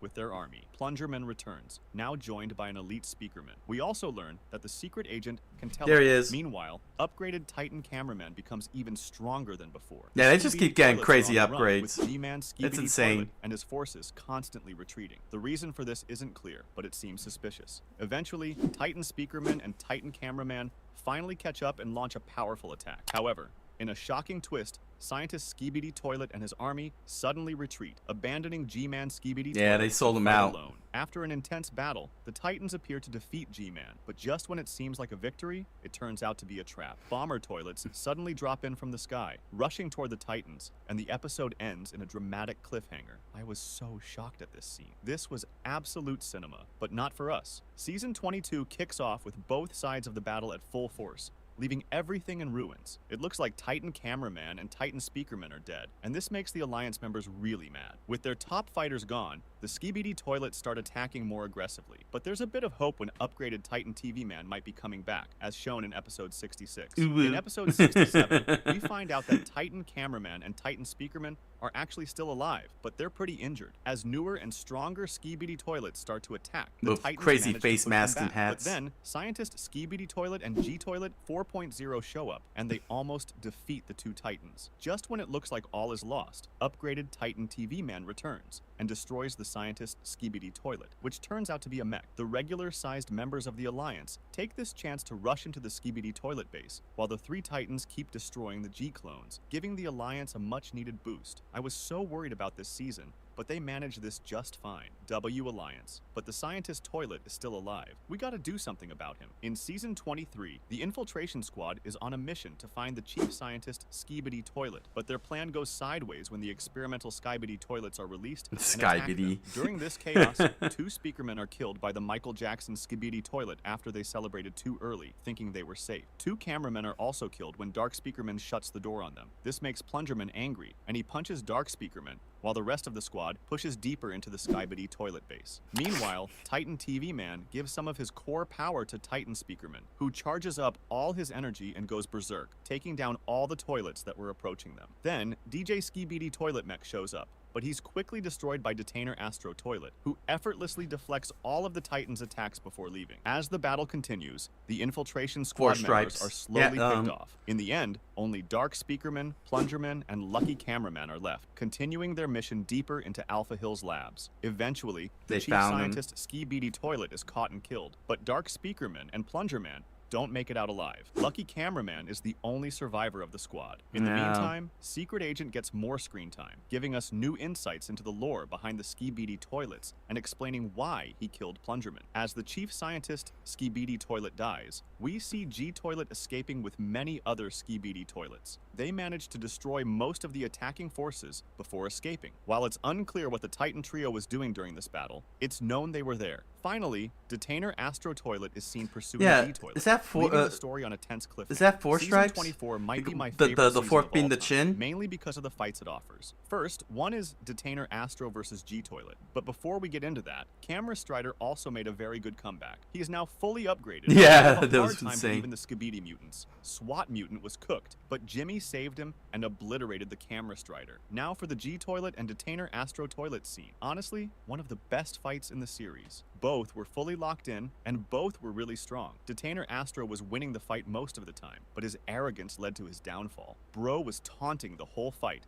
and G-Toilet took advantage of that. My man Jimmy is really smart and has a great battle IQ. Detainer was almost gone, but Juggernaut Astro Toilet saved him. The Titan trio appeared. They were late as always. Jimmy successfully escaped the situation, but was really injured. TV Squad also came to pick up some samples. Luckily, they got one of the Detainer arms for research. We also see the past of Plungerman and a few other members, and how they were first humans. The lore got deeper and deeper. The second human best part fight was I want to amazing. mention is the Trio Titans versus the G-Toilet. This was a huge disappointment for the Alliance. Like, how the heck did they fumble a 1v3? I know Jimmy got that plot armor, but this was too much. Still, it was a good fight though. Titan Speaker Man and Titan Cameraman were completely injured, and Titan TV Man decided to go after the G-Toilet. We also see the energized TV Man in this season. Some people may know him as the TV Daddy. At the end of episode 73, we see some humans too, probably the remaining human survivors. Later we see more about the energized TV Man powers. This dude is really strong. We also see the possible upgrades for the G-Toilet. We also got a sneak peek of the TV Men's lab. Bro wasn't happy about this. The G-Squad are ready to throw hands. They're also looking strong. The craziest thing of this season is yet to come. You guys are not ready for it. Remember the Titans were all injured and tired? From their fight against the G-Toilet. They were just chilling until the whole Astro fleet jumped them. Multiple Astro toilets, including the mothership, ambushed them. They got my boy Titan Camera. So that is the Luckily, mothership, the others okay. managed to escape, but this was bad. Like bad. There is also season 25, but let's talk about that later since I'm still figuring stuff out from that season. Plus, the season 25 is down due to some copyright issues. Yeah. Okay, guys, that was it for today's episode. That's really if you messed want up. more of these videos, make sure to like and subscribe. Yeah, like and subscribe.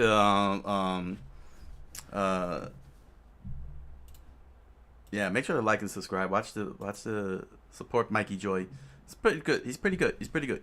But yeah, even now, as of right now, as of this live stream, that season 25 is still down. You know what? I'm very curious. I just need to check something out here because I covered season 25 before the takedown. I just need to see here. Let me just check. I just want to make sure. Yeah, no, I'm still up. So, dang, yo. As soon as Gerasimov beats this ridiculous copyright issue that he's got with this stupid company that's trying to trademark the whole thing, when they don't even know how the damn thing works. Make sure you watch Gerasimov's video when he gets season 25 up. Once he gets it up, watch him, support him, and all that. That was a great recap. I like that he summarized the 5 factions very easily. The Cameramen, Skibidi Toilets, Speaker Men, Astro Toilets, and TV Men, and that was pretty good. So yes, everybody. Now I have a much more cohesive list. I got a more cohesive list. That was that was actually a very good recap. It's very well executed. I don't know what the obscure lore was. I don't know where the obscure lore was at, but he did a good job. If you're looking for that quick recap, that was a good recap for me because it's been quite some time since I seen Skibidi Toilet. So and really cleared up a few things to Poor Plunger Man. All I ever saw was Plunger Man in everyone. That's how awesome Plunger Man is. That I saw Plunger Man in every single character. I think I loved Plunger Man. I would like to see Plunger Man back, but unfortunately we won't. But it is a fun ride, and yeah, yeah, the story really evolved very well. Like you could, like the recap truly shows how far along Grosmov went from just having that head in the toilet and retconning that into the story. And it starts off very slow, as you can see in the recaps. He was really flying by the early seasons very quickly. Even though he's saying nothing really happened, there were things happening, but it was primarily all set up. And once it got deeper into the seasons, that's when you start really seeing how well fleshed out the alliances got. The battles were who was winning, who was losing. The big threats, like the glitch toilet, very very big threats, and of course the astro toilets. When we get the first look of one of the astro toilets at the end of the season. What season was that? Oh, I forgot the season, but I forgot which season that was. But how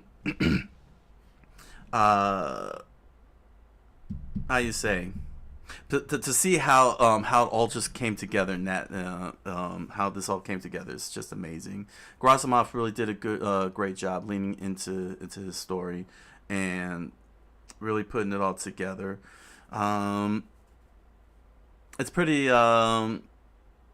amazing how G Toilet switched sides so easily. I wouldn't say so easily. It's just that now with season 25, you know, we got more details into G Toilet and Juggernaut, and Juggernaut and a few others.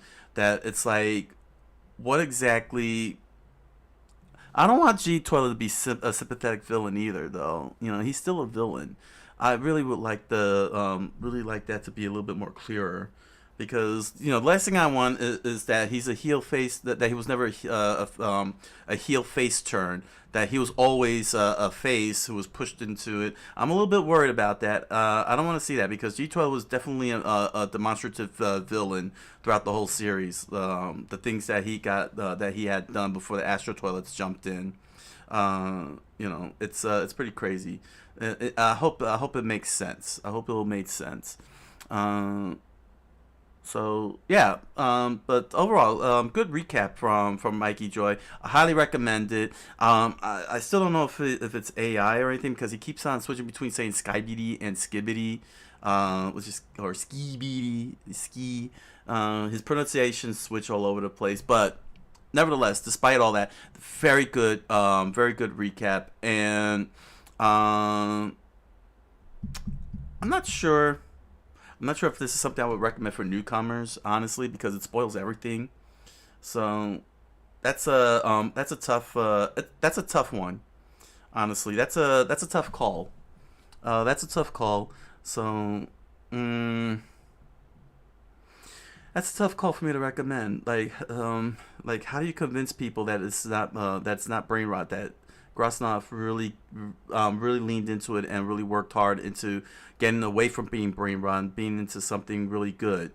That's like what happened with Lower Decks. You know, they really screwed up the first half of season 1, and it's very hard for anybody, myself included. You know, it took a reviewer by the name of SF Debris, you know, to convince me that, because he covers a lot of Star Trek and he's very good with his Star Trek analysis. So you know, I took him at his word that that Lower Decks was a very good show, and he recommended what episode to start off at to get it. Like, don't watch the first 3 episodes. He said, don't watch the first 3 episodes, go into episode 4. I did that, and I ended up loving the series, and wish that they wouldn't have ended it so abruptly. But I think, I mean, I know it's not a good comparison, because Grasimov, well, I think it's not the comparisons of the whole thing. It's the giving the chance part that I'm talking about. People are not giving Skibbity Toilet a chance because it started off as poop, YouTube poop as they call it, YouTube poop as they call it, and that's what happened with Lower Decks. Lower Decks started off as poop, but then became an actual cohesive story that was solid in every way. And Skibidi Toilet's got the same issue. It got stigmatized, and people don't want to give it a chance. And I say give it a chance. Give it a chance. There's good videos like Mikey Joy here that can clear anything up that might be confusing, and give you an idea of lay out what the factions are and such.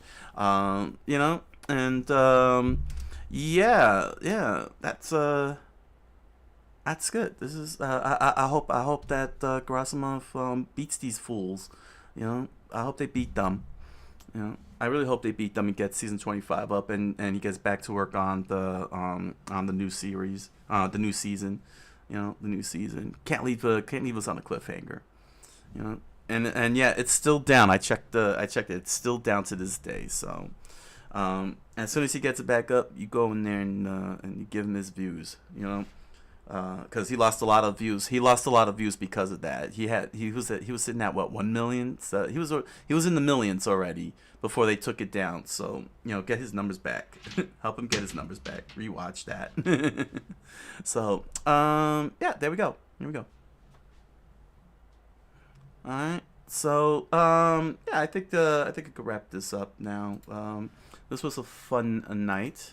A very fun night. Big thanks to Lakiza Pink over on YouTube for hanging out at the early start. Hope you enjoyed watching the rest of the video at your leisure.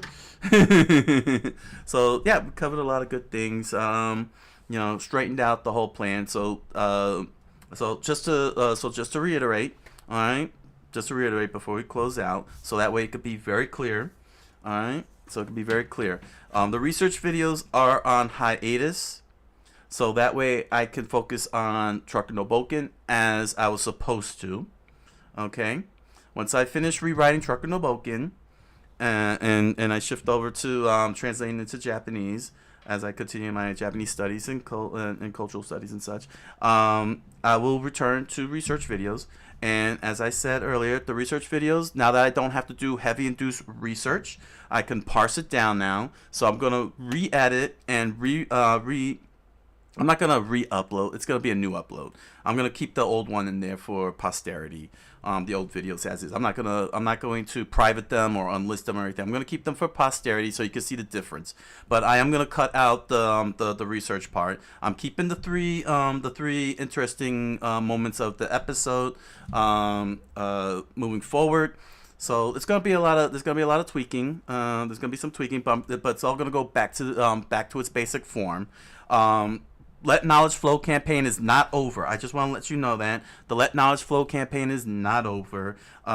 It's just that I'm not sure how I'm gonna be able to say Let Knowledge Flow, but no, I'll reinstall. I'll put back the Let Knowledge Flow thing on there. Because if I have to do deep research again, it'll come back. But not anytime soon. I can tell you that much. But again, the point is that it's gonna go back to it's gonna be parsed down back to basic form and everything. Going back to basics because I don't need to do extensive any heavy research anymore. This is the time to start writing. Okay, so next week. All right. So like I said, next week there's no researchers videos that's gonna get posted up.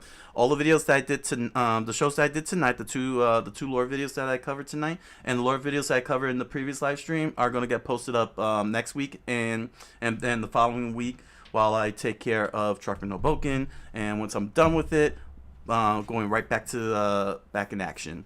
Going back in action with Magic Lumiere and Secret Level and City Hunter. So we'll be back to that. So, but there will be content. I will make sure there's content. So I do apologize for any of you, for any of you that that I disappointed and with everything that has happened. I do apologize, and I do thank every single one of you for all of your support and your viewership. Once I get everything back to basics, I look I look forward to your views and your comments and everything else. But don't worry, everything that we went through last year in the comments with the likes and all that, you're gonna see the end product with Trucker no Bouken, and hope you all get to read it, and I hope that you all will enjoy the adventure. So there we go. All right. So until the next YouTube, till the next live stream on YouTube here. And those of you on Twitch, thank you all very much for hanging out on Twitch as well. Love you guys. Love you as always. Especially those of you who are watching. Oh yeah, you know what? I should be thanking everybody who's watching the VODs and everybody who's watching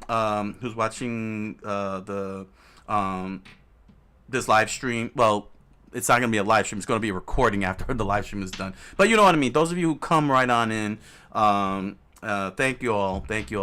Thanks to everybody who subscribed on YouTube. Thank you to all the subscribers, everyone who likes, who comments. Thank you all very much. And big thanks to everybody who watching the VODs over on Twitch, and your subscriptions and follows and so on. Really thank you everybody for another good month here. It was a rough month. It was a very rough month, but yeah, I got everything reprioritized, and I think I'm gonna come out of this good. I'm sure I'm gonna get out of this good. So, all right, until the next live stream, everybody. I wish you thank you all for joining me, and I wish you all a good night, a buenas noches, and oyasumi na sai.